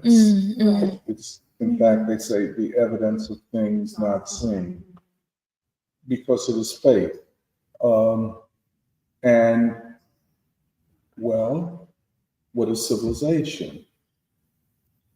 If not a belief in, a commitment to, a whole set of values, moralities, ideas, art, culture, and which, by the way, has and was appropriated by the modern bourgeois state.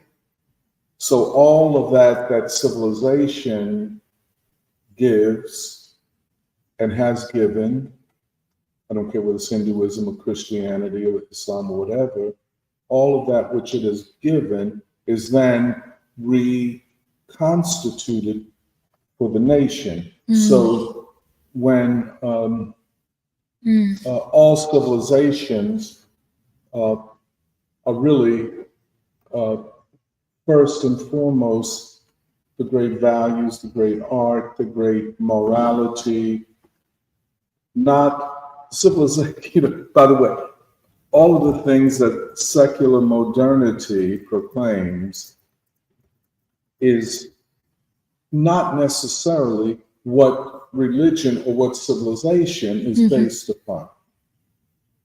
Civilization. Let's talk about India. Let's say India is a Hindu civilization. That means whatever part of India you're in, however you practice Hinduism, there are certain fundamentals that make Hindus in the south and Hindus in the north of India, or Indians in the south or the north, know and recognize each other. We can recognize a commonality. Now, and so it is on a smaller level, the Black civilization. There are things Black people recognize each other. Increasingly, white Americans recognize themselves in Black civilization. Because, and so I agree, so religion functions like that. I think in many ways, it's hard to imagine civilization without religion. So somebody would say, what about China and Confucianism? Well, the same thing. They function the same way. You can call it religion or you can call it a ethical, But that's what I would say. I think it makes it more usable in a revolutionary sense. The church becomes more applicable to a revolutionary movement if it is understood in a civilizational definition. rather than a religious one. Right. You know what I'm saying? Because, yeah, you see what I'm saying. Because you take John Coltrane and Alice Coltrane, they became Hindus. And so Alice set up her own ashram. And it was very much like a Baptist church in Detroit, you know. That's so interesting. But you see, it was a part, Hinduism as part of a larger Black civilization. Or Islam. People say, well, Nation of Islam, you're not practicing Orthodox Islam. They said, well, we never claimed to be, you know. But it's Islam within the Black social system, the Black civilizational system. And you could go, and once we begin to grasp that, we can then fully appreciate Black folk in this struggle, because in some way, the struggle is a struggle for the future, which is a struggle for civilization. The struggle for civilization at a moment when Western or white civilization is in a deep crisis. You know what I'm saying? I don't think we could say the same about Black civilization. It is not in a crisis as such. The church might be in a crisis. People don't go to church. For what we could examine that. But the architecture of Black social being is not in a crisis like that. I don't think. And thus, it still has a great potential to produce something revolutionary and new. Even if we just listen to more Ellington, you know. Oh, I'm sorry. No. Throughout this discussion, I keep returning to King, especially in Pilgrimage to Nonviolence, in this discussion about the Black social system as a civilization becoming, as coming from a Western civilization rejecting Western values, which is to say whiteness perhaps, and establishing a moral authority that civilizations must have, like the Catholic Church, like the Church had a moral authority, and thus a civilizational authority. I keep coming back to Pilgrimage to Nonviolence because he goes through these different philosophies. He looks at Western thought. He says, I read Marx, and this is what I find insufficient. I read this psychologist, and this is what I like, and this is what I didn't. And he doesn't ignore the legacy of Western thought, but he also finds it insufficient. And he lands on Gandhi's philosophy of nonviolence, and he takes the material of Marx that is value to him, but then he says there's a spiritual component that's missing. There's a dimension of human life that's missing. And for me, something about that particular essay is really clarifying for me that the civilization becoming that is uniquely American and yet rejects Western values and leaves a path forward for people that, for the American people who are Western people, but have found Western civilization and its values to be incompatible with a human future. And I don't know, King is so central to me in that city. That the moral authority of a Black civilization becoming that can be every American's thinking. And just ingrained in that, I guess, this idea that real civilizational sophistication is measured in morality or values. When you're talking about how America might go to Vietnam or China and say, look at our look at our science. But then King and Du Bois would say, what good is scientific sophistication without moral sophistication? Right. That's the real measure of civilizational. And of the modern man. Yeah. And of the modern human being. what is his or her relationship to the great moral questions. Whereas, as you said, where modern academia and I don't even know if there's such a thing as modern moral thought these days. Everything had been reduced to something transactional, economic, and so on. And then, of course, with postmodernism, with moral relativism, which is not morality at all. But I think it is fair to say that the modern human being must be the human being who has achieved a great moral purpose and moral clarity. And it is possible. It's so possible. And and therefore you do not propose a revolutionary process absent the people. Right. You're saying to do this, we need the people's moral energy, their moral clarity. And then once you say that, then you see it all around you. Yes. I mean, isn't it true? It is true. We see it in everyday people. In the kid at South Philly, I want to read Baldwin because I want to live. Or, I mean, just everywhere. Yeah. And so it's a way of even saying, this is not arguing against Gerald Horne all the time, that the whole history of the United States is nothing but counter-revolution. Oh, yeah. And that the election of November 5th was counter-revolution all over again. Well, you're making a statement in some ways about yourself, but also about the American people, and frankly about African-American people. Because what he is saying is that it's not the people who will decide anything. Their forces, more like the ruling class, who will decide everything. But we're saying that we can see so clearly didn't Baldwin say aristocrats? He talked about the people, and these are aristocrats. Oh, yeah. Oh, yeah. And I would say morally. But that's it. Well, I wanted to ask two things. Well, like to the thing that Dave was talking about, like being a Westerner who rejects Western values, which is, like Baldwin's whole, like that's how he situates himself. But then I was thinking about this in terms of, what we've been talking about, like Europe and how we look at like the Renaissance and, modernity, because, you've talked about how like the Renaissance modernity are like they arrive, like, they are achieved through, these periods of intense struggle in Europe.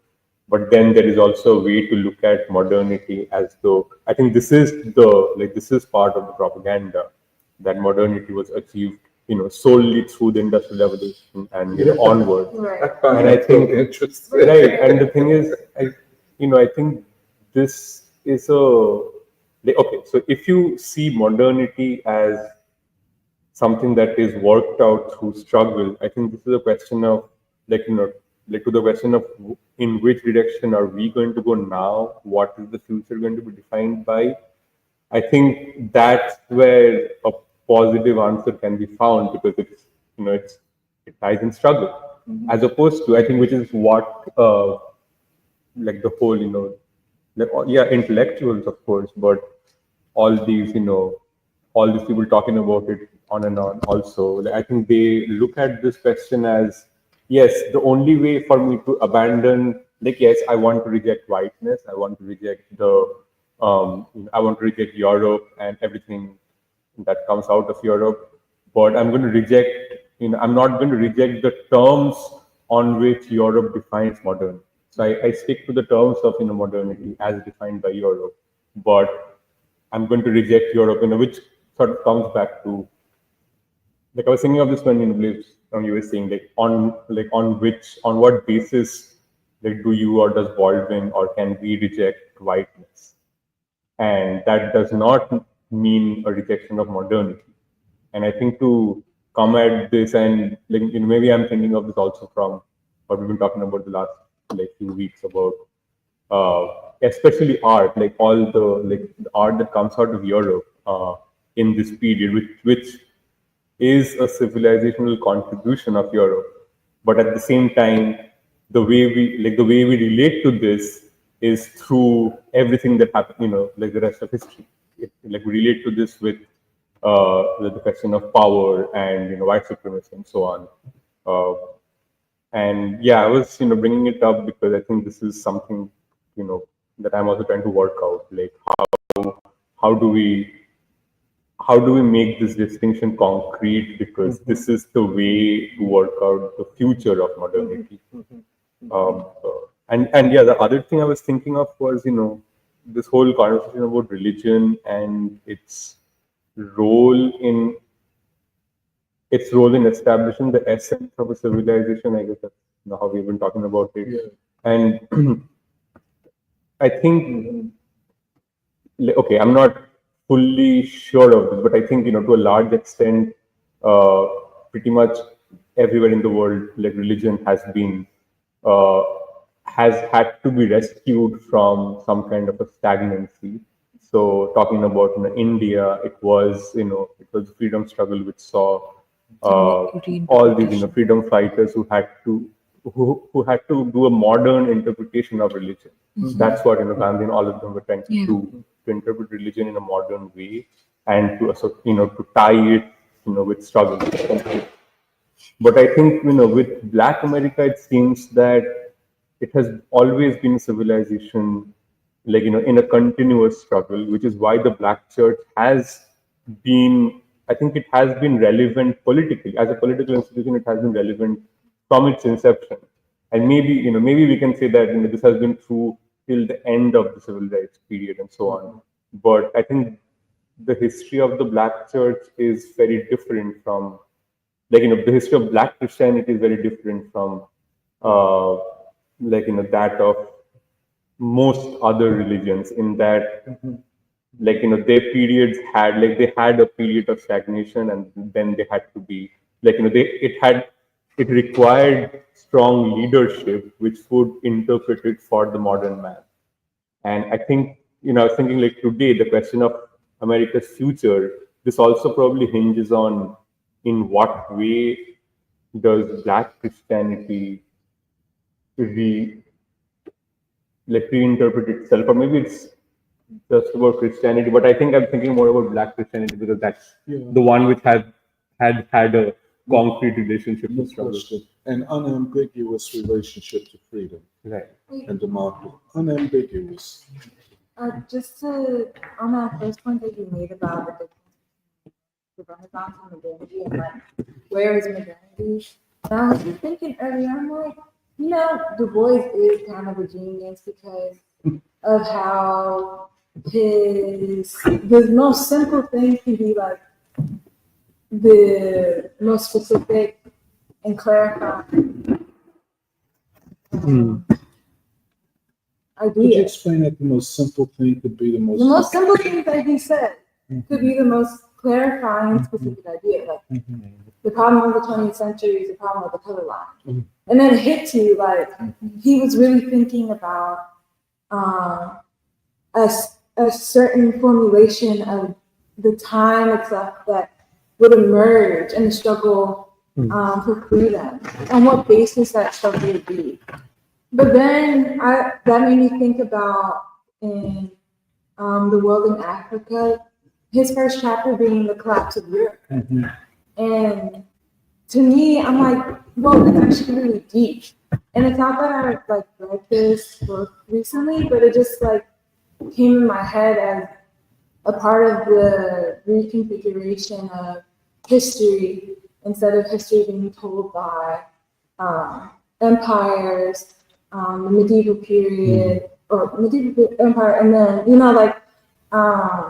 the Renaissance, and then the different periods within art or whatever that follow. And he starts with the collapse of Europe, and that formulation I want to ask about, because I'm thinking, is he saying the collapse of Europe Okay, I have questions about it because of the because he's saying about the slave trade and how the slave trade also had that historical interaction with an ongoing process of the European or like European civilization. Or I feel like I have a question about that, but I know that like the transatlantic slave trade was not only something new, but it also created a crisis. Right? I'm trying to. I'm feeling it. In fact, I have to say, some of these questions I've been going through my head recently, especially when you consider the pre-slave trade Europe. And for instance, these wars are sometimes called wars of secession or succession, where in the late Middle Ages there were a lot of wars over what state would be the center of Christendom. These wars, they were ideological struggles within Christendom or Catholicism. So I was thinking about Europe pre the transatlantic slave trade. Then modern Europe is so tied up with the slave trade and the struggle to bring capitalism or the bourgeoisie to power. But then the winds driving the new civilization begin before slavery. In other words, the Renaissance, the Reformation. Okay, the Reformation comes after 1517, which holds the slave trade, where the first slave was brought to the United States in 1619, which, by the way, I don't think we should overstate that and say that's when slavery began. There's no indication that it was inevitable that the modern slave system, this modern capitalist system of labor would ever occur here, but it did.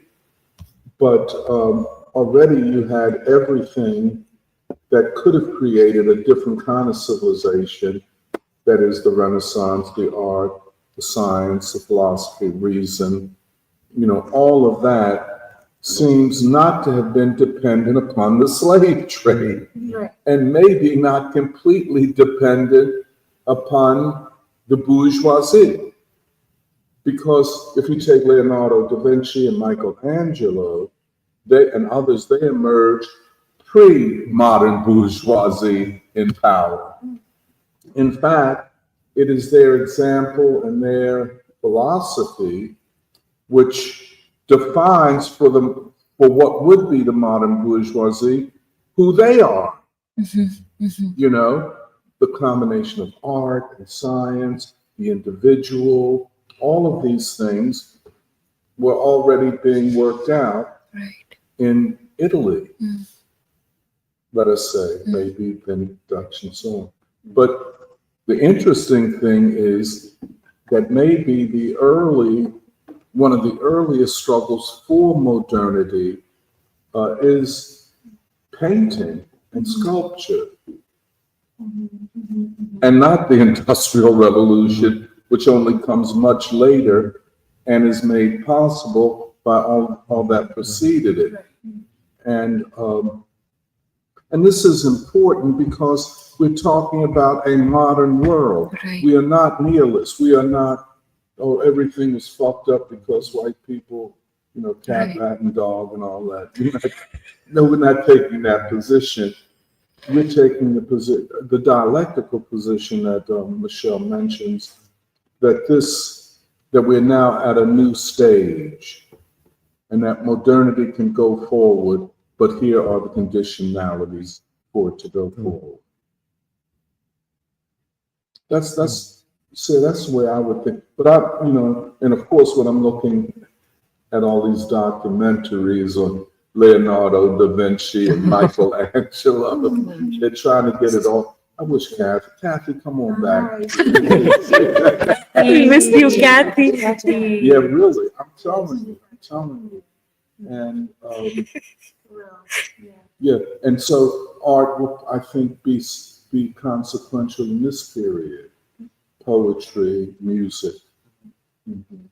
This reminds me of, Baldwin's refrain about the poet or the artist, where he always says that thing that, it's the poet really who knows the coming of the future. It's the poet who can tell. It's not the politician or whatever. I agree with that. And the way I interpret it, and also after what you said, is in order for a great revolutionary struggle to be mounted, you first need to produce human beings who are capable of carrying that weight. And this cultural, like the Renaissance, is basically the process of the creation of a new kind of human being. That's right. Whose reflection in art and poetry and music and everything must look different from what it was. And again, like the biggest, we've talked about this a lot, the biggest example of that is really the Harlem Renaissance. The themes that were investigated, and the portrayal of the human form and the ways that it changed. And then, of course, the music and so on. Like that, it basically, again, like I'm going in circles, but basically this idea that it's the human being, it's the people who mount struggle. It's not theories. Like you can have a very well-reasoned, rationally thought out, logical theory of struggle, but it's ultimately the people who carry forward the struggle. And then everything, all the forces of society that go towards, like, strengthening the human being or strengthening his capacity, increasing his capacity, is as much a part of the revolutionary process as the struggle itself. But yeah. That's why I like what you said about the modern man being moral Mm. and Defined by a new level of moral consciousness. It is very important. because in And by moral consciousness, I'm not talking about I'm sorry to interrupt. By moral consciousness, I'm talking about that active process of working out. of working out and standing on what side, So that's why you could say Paul Robeson is a, quote, modern man, and an exemplar. In some ways he is, for us, he symbolizes for this time what let's say, a Michelangelo symbolized for theirs. Right. Mm.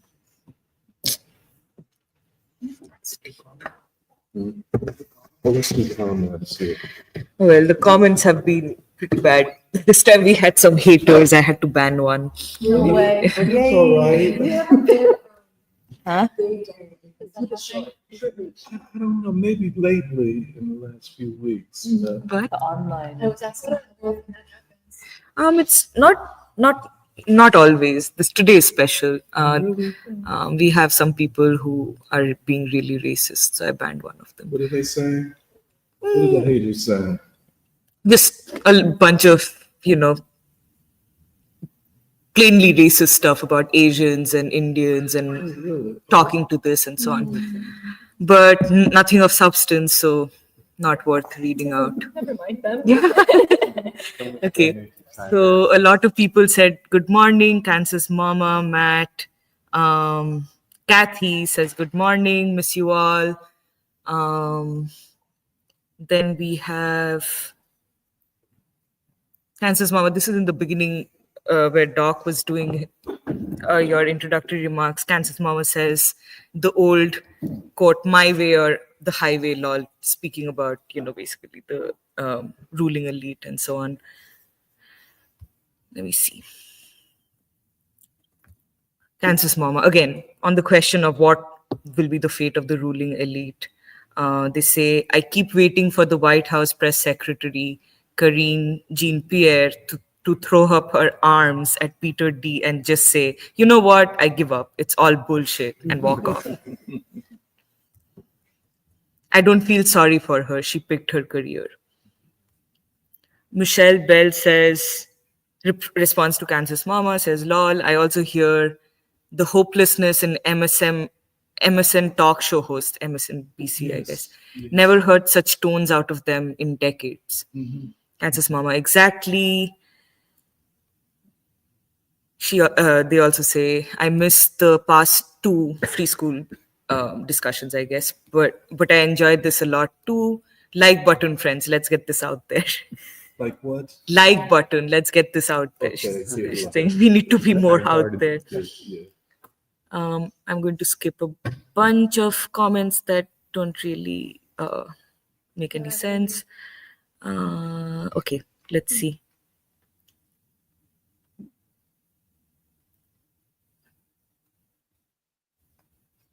Kansas Mama says, I saw a clip with a professional portrait artist who has completed over 45K portraits, speed portraits, and pays close attention to facial features. He claims that Mangione is not the shooter. It's a different person. So anyway, going back to this. I'm not very good at doing comments, but I'll do my best.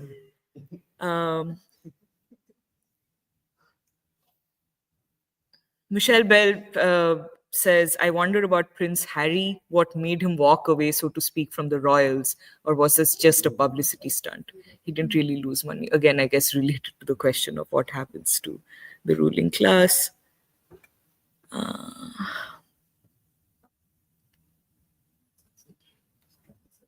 It's just so much.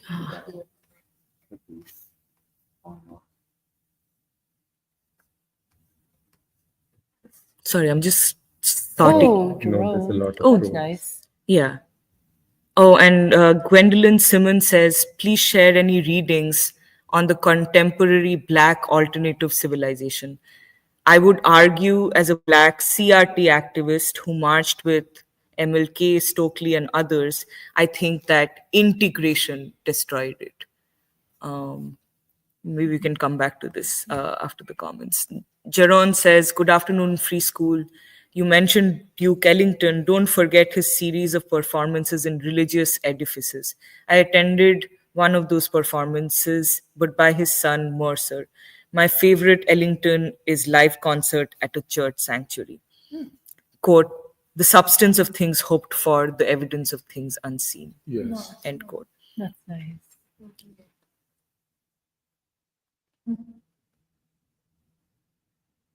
M. Sparks says, whitewashed spiritualism. Let's rewrite, manipulate it, and call it religion.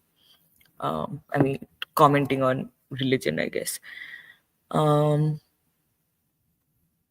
Matt says, dear Free School, has any thought been given to helping initiate other free schools in other locales?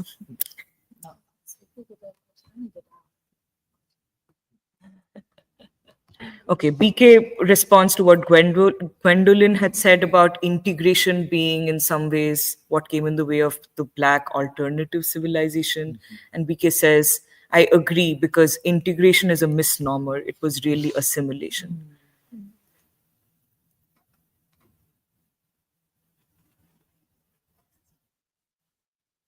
Matt also says, was also wondering if it might be possible to create some shortish clips of especially important ideas which might help increase exposure of Free School on YouTube.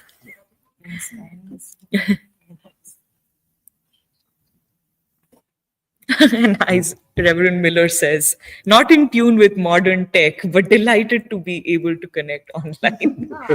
And that's all of the comments we have.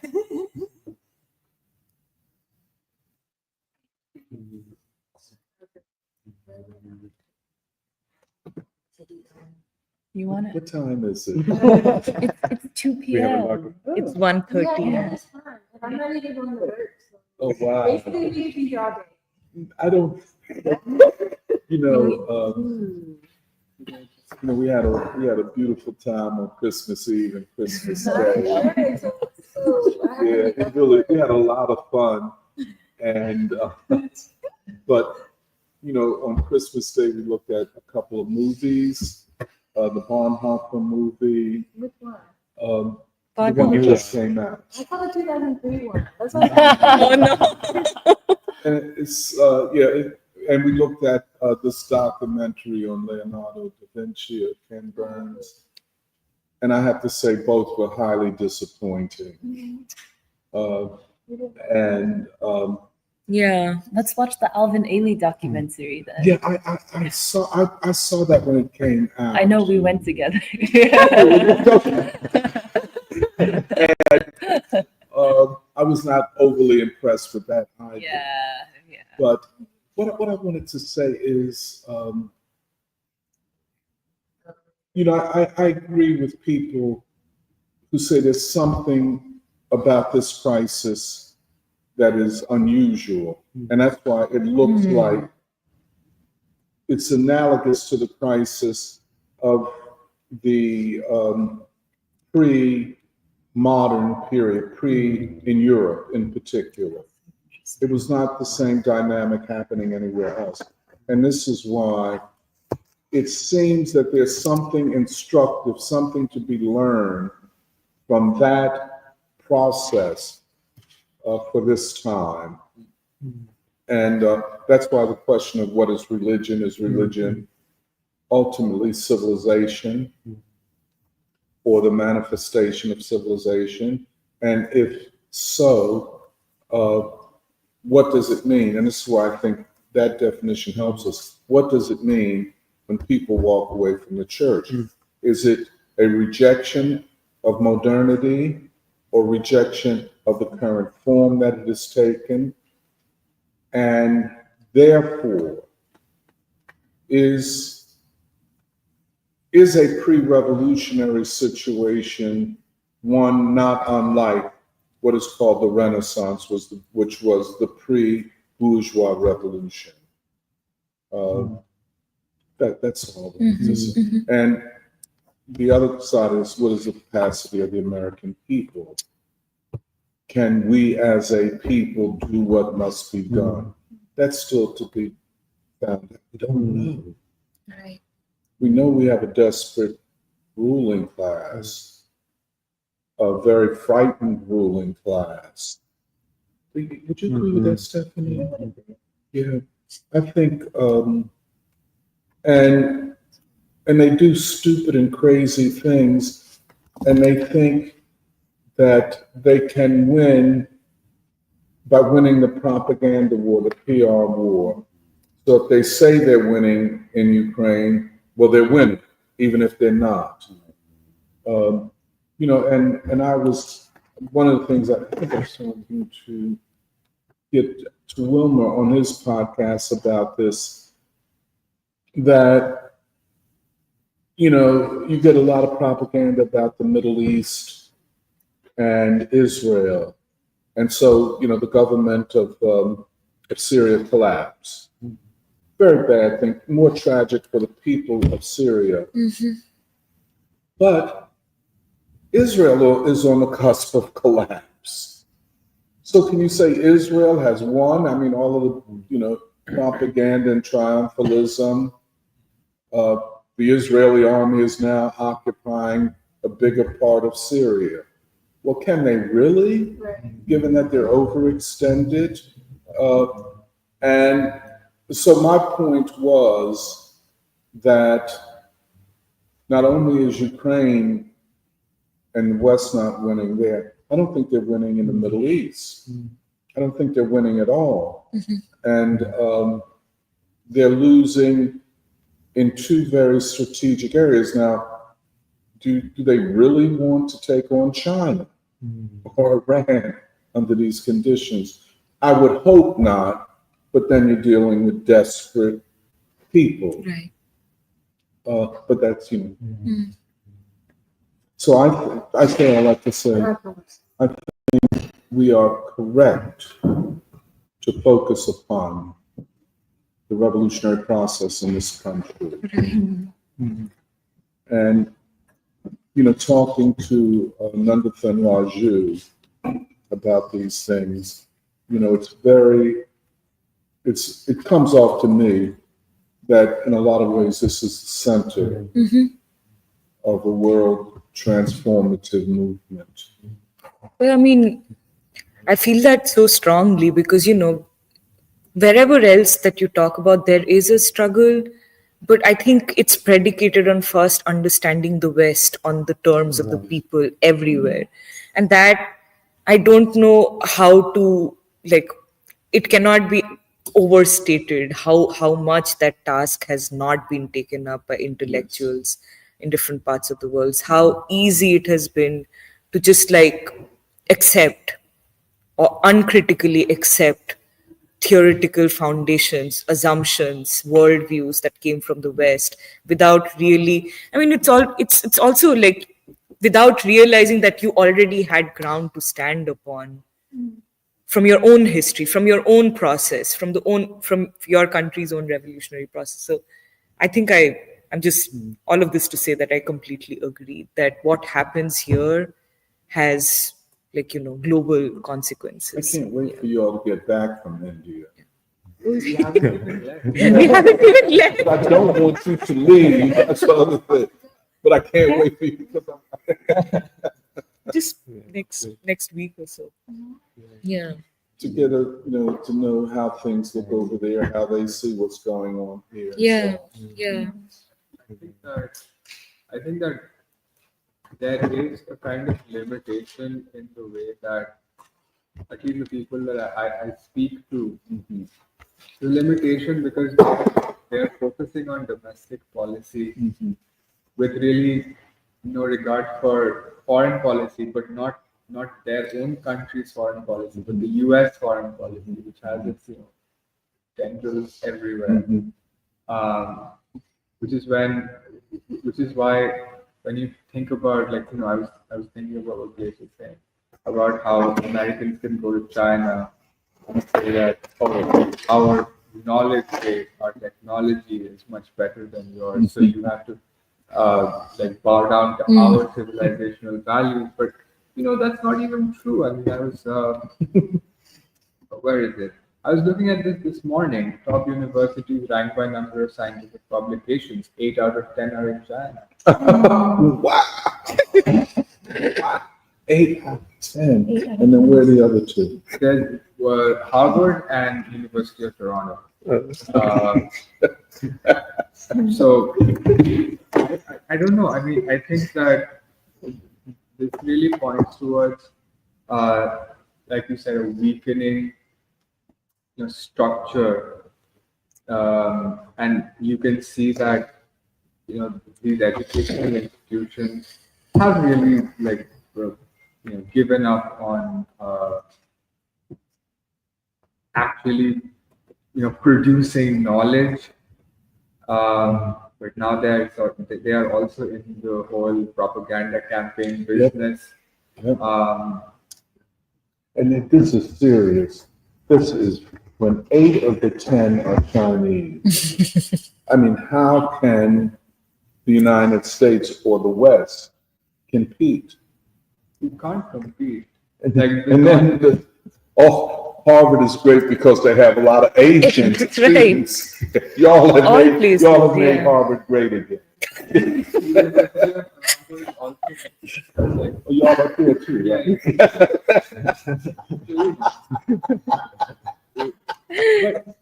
But it really makes me think what is the purpose of these technological innovations? And why is China being able to do all of this when the US is falling so far behind? Why were they able to do it before? Why can't they do it now? Yeah. And I think that we discussed this in preschool before how China is well on its way to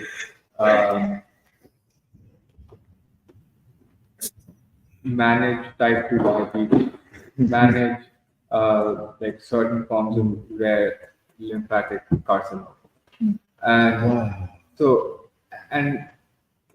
you've had hardcore cancer research in this country for so many years. You have billions and billions of dollars in big pharma and tech and educational institutions but nothing is coming out of them. And I think that is because their purpose is not to get to these cures or these. It's not to get to the end point. It's to prolong the race to the end for as long as you can. I think about the geometric progression. Half the distance and then half the distance again, and you half it, half it, half it. Yeah. You never get to the finish line. You just keep moving in infinitesimally small lengths of distance. But I guess what I was, I don't know, I'm rambling. But these are all things that I think about constantly when I'm at work. And I'm listening to Sounds like every day. Have you ever thought about a vacation? I'm going on a vacation that you don't want me to go to. No, I don't believe that. But I think that the reason why I say all of this is because the US kind of, like, you have to consider what the US does when you talk about anything, any country, almost. Talk about Bangladesh, there's the US presence there. You talk about Pakistan currently being in war with Afghanistan, where did that come from? But it's still, the US presence. Like, they're trying to, and these are desperate moves all across the globe that they're making. But I wanted you to actually talk a little bit about that comment that you got about integration and assimilation. Oh yeah, no, I don't agree with that at all. Integration was a slogan, and probably not the best slogan, to counter segregation. To integrate American society. Now, but did, quote, integration, which was a legal concept to begin with, anti-segregation, anti-discrimination, was at the essence of what the Black Freedom Movement was. You talk to James Lawson. He says, I call it the Black Freedom Movement. Right. And it was and is. And I think there was a political position, mainly coming out of the Black nationalist movement, that argued that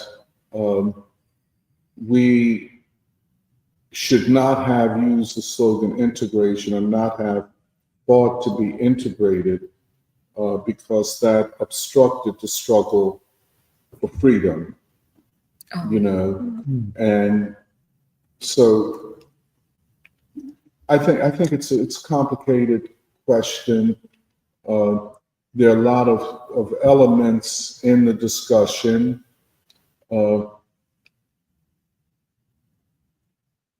I think part of what when Zohara was saying, I think, is that we, quote, integrated our people into a burning house. That there was nothing good that would come of this. And to which I asked the question, what was the alternative? If the civil rights phase or the civil rights part of the struggle was to end segregation in schools and that kind of institutionalized inequality, should we not have waged it? Right. That did not contradict the deeper and perhaps longer range goal, of freedom, which we now know actually means the total transformation of American society. Any modern concept of Black freedom must, and this is again Baldwin, is inevitably connected to the struggle to transform America and the American people. Right. And going back to what you were saying about the Black social system being a civilization in potentiality, Yes. and if you, we briefly touched upon the question of whether the Black social system is in crisis, and we can talk about, the various aspects of that, the church and so on. But if there was, an attack on the Black social system, it did not come from, the slogan of integration or whatever. It came from the assimilation of the Black, upper class, or who we would call the misleadership class, into the white social system. For, that's the price you paid for a seat at the welcome table. And we have talked about this. So anyway, I would say that. And, everything, in fact, Gwen was a part of SNCC and the marches and the freedom movement, and a well-known figure in all of that. And I wasn't, not like that, so she knows a lot. However, we now at this stage in history are, I think, drawing different conclusions about then and what that means going forward. I think, for example, just on the question of what will be the organizational form, you have a lot of people, who are modern day communists saying we need a vanguard party of the type that Lenin and those created in Russia. I would say that even if that occurs, that would not be adequate, because what we need is a movement that looks like the civil rights movement. This great united front of what we could call a all humanity struggle. That's, and it's very different. The people who would be a part of the quote vanguard party are different than the people who would be a part of this all people's movement, this kind of civil rights type movement.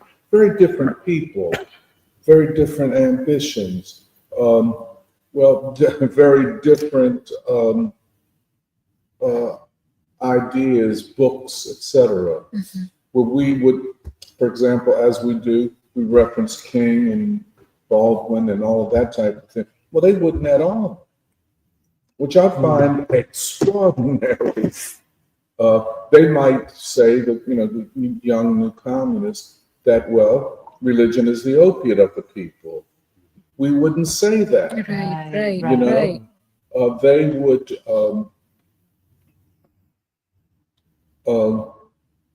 they would believe, and I think they do believe, that a small group of committed revolutionaries that constitute themselves as a vanguard can decide the future. We wouldn't say that. Right. On so many different levels, we would have a difference of opinion, a difference of interpretation. Take the question of the state. Take the question of ideology. Then we're not where they are, and they're not where we are. We see the people as highly capable of absorbing, interpreting, promoting ideas. They don't. The Russian experience was of a small party in a landscape filled with illiterate people who were isolated in many ways from each other. It's completely different now. Even though American people don't read at the level they should, they read. They know ideas through social media, through media, and all of that type of thing. So you're not dealing with isolated people who just don't know what's going on, and you have to bring them what's happening. They know what's happening, and they are prepared, I think, to be a part, and consciously so, of building a new world, of building a future. I think that's what defines the American people, and certainly the African American people. Right. Can I ask something about, like, I was thinking, like, the way we talk about, like, the revolutionary struggle of the 21st century, and how I think we think that, the center of that is, in America now. Would you say that, the 20th century, the world freedom movement, so to speak, of the 20th century, its kernel lay in, like, in 1917 Russia, or is that more closer to the anti-colonial movement? I think, or I think that so much of the 20th century was overdetermined by the Russian Revolution. And it made sense because the seizure of power in Russia established a base from which the anti-colonial and other freedom and democratic struggles could find support. And but whether we could call it the fragility of state power in Russia, had they really consolidated it, had it been weakened by World War II and the loss of all those many millions of people. But it was not as strong, certainly, as I had assumed and others, I think. However, the 21st century here, I think, is very different. Even from my eyes, looking at the 20th century and looking at now is very different. So different because, and like we always talk about Roma, Chandra, and Indira Gandhi, and all of those people of India, they were quintessentially 20th century men and women. They were very 20th century. I think King and Baldwin and Du Bois speak more to the 21st century. That's interesting.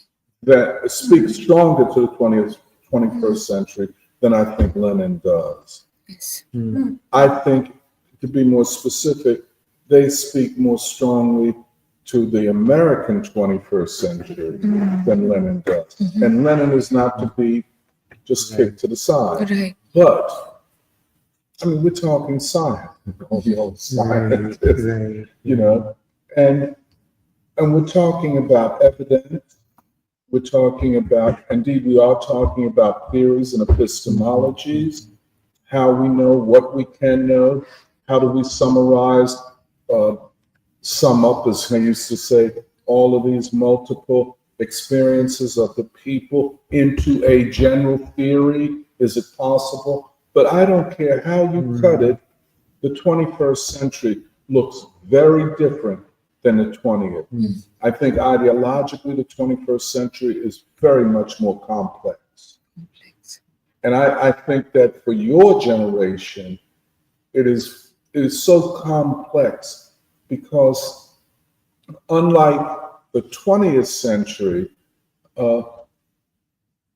ideas function more or less the way we think ideas function, strong social forces uphold certain ideas. Let's just say, just basic, Here, the ideological struggle has penetrated the deep soul of individuals.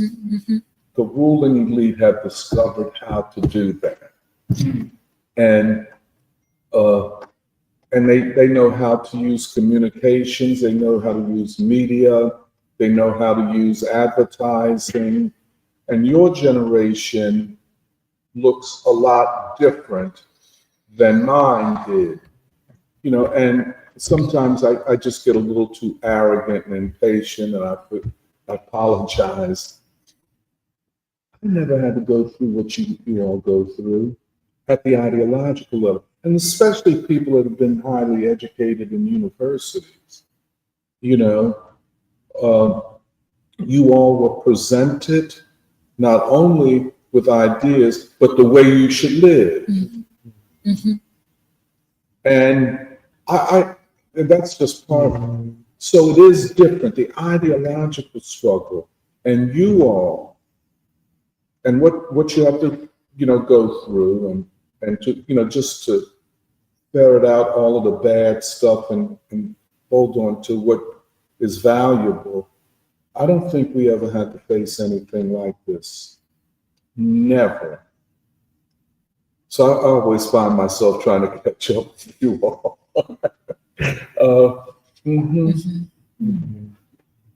Never. It's far more difficult. But the ruling class, and I never thought I could imagine this or see this, the ruling class is weaker than it's ever been. I could never imagine these people being, even after the war in Vietnam, which, kind of took a lot of the wind out of their sails, even after the war in Vietnam and their, what do we do now and shit like that, I don't think they were ever more, even then, they were not as depressed, out of sorts as they are now, and questioning their own capacity to rule. This, I think what you say is really clarifying about the role and function of ideas in different times. Because the reason I was asking that was because I was thinking of, how the philosophical work for the Project of Freedom, I think there is some difference maybe between what Lenin was doing and what was being done. Let's say what was being done in India or the anti-colonial movements, where, and correct me if I'm wrong here, but I think with Lenin, the philosophical work was more about, a theory of the state that is to come, as opposed to the philosophical work of the anti-colonial movements, which was to sustain a struggle and to transform a people. And that is what I think is more similar to how the Black freedom movement functioned. I think you're right. And if I could just interrupt, I think there is something different of a people who see colonial oppression, slavery, and those things. Not only is a defeat for the colonized nation and enslaved people, but it also takes so much away from them. Their culture, their civilization, their sense of being. Now, you all, with the freedom movement, have regained a lot of that. If you hadn't, I don't think you all would be where you are educationally and so on. Right. But we have not yet. It was taken, and it's always that struggle to reclaim it, to regain it, to restore it, But, and so I just, as you know, I'm always asking you, well, how did you get from Calcutta to the University of Illinois or Portland City, which I never know how to pronounce? Chivalry? Chivalry. Shiliguri. Yeah, okay. But how did you get from it was a freedom movement. But ours was never completed like that. Right. So we're still under colonial or the education for the slave, where we're given inferior education, taught in school that you can't do, you're not capable. But in that sense, I would say you all are more free than we are. Your movement achieved that. But we never achieved that.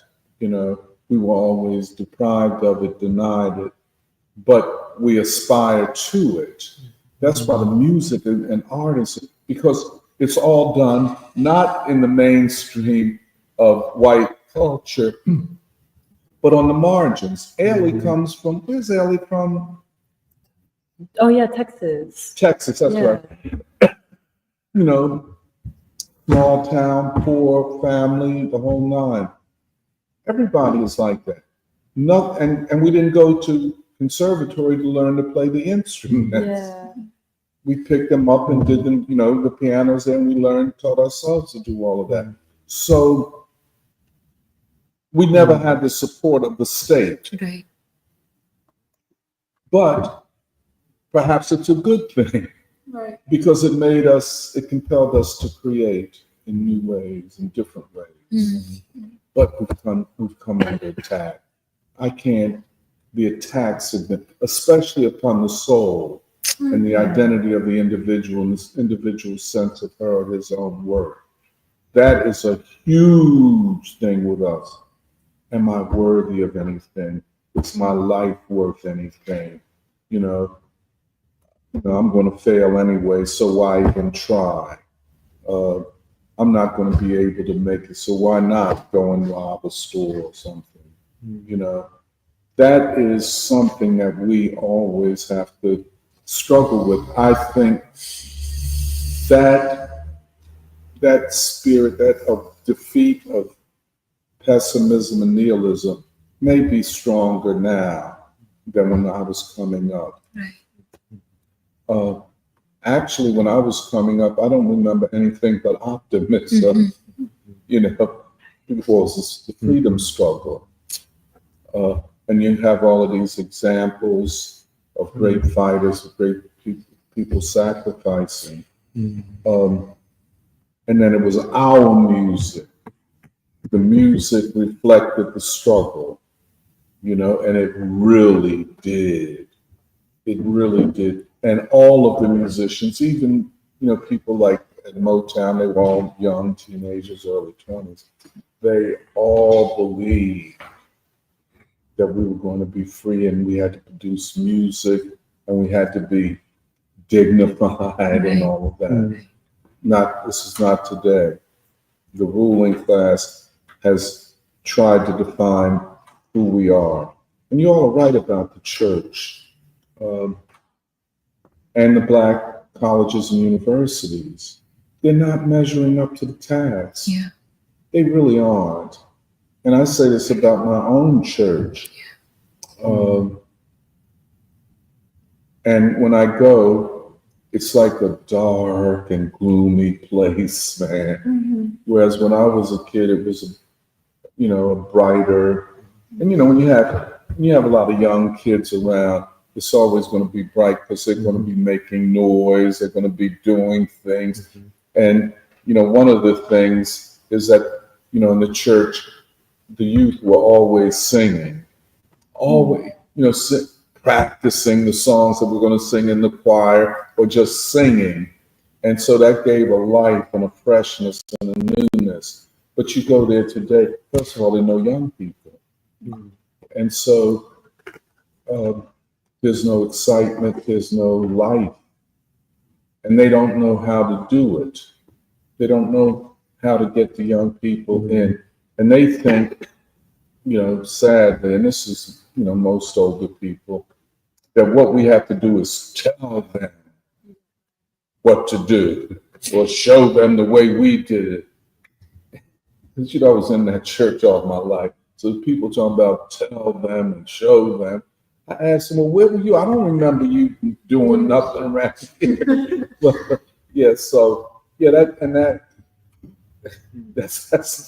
that's part of the difficulty right now.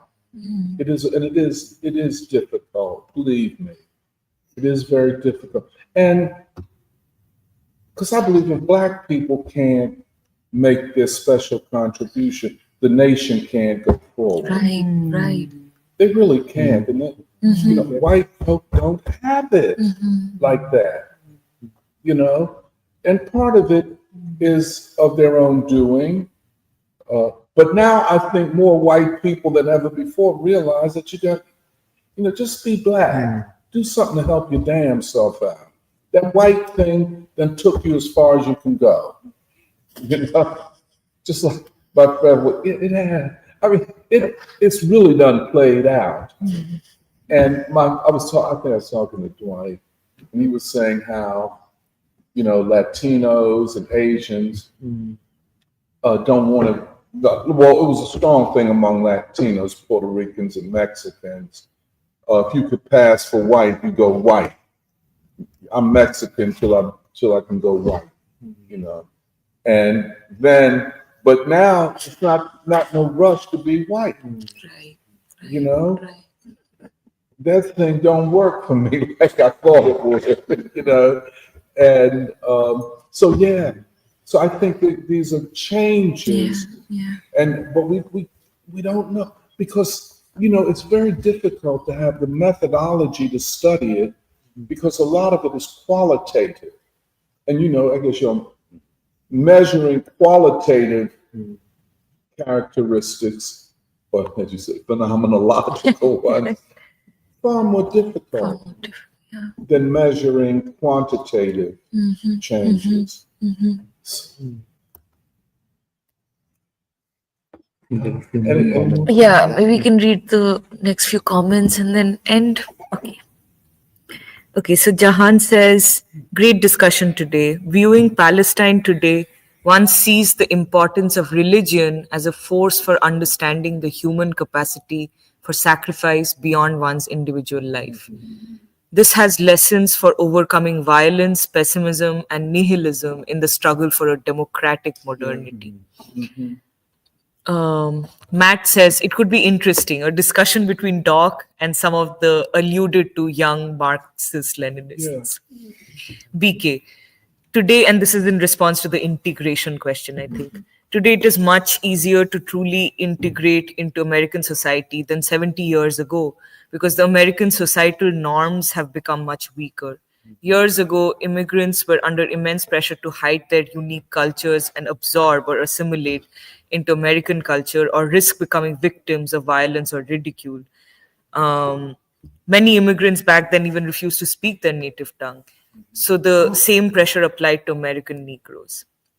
Celeste V. Ratcliffe says, but what's better than having your free thought? And Reverend Miller says, amen to the point about all people's movement or all humanity movement, at least by my lights. Okay, so those are all the comments. So I think it's time to go. That was a great discussion. The claps were louder. Okay, see you all next week. Bye. Stream.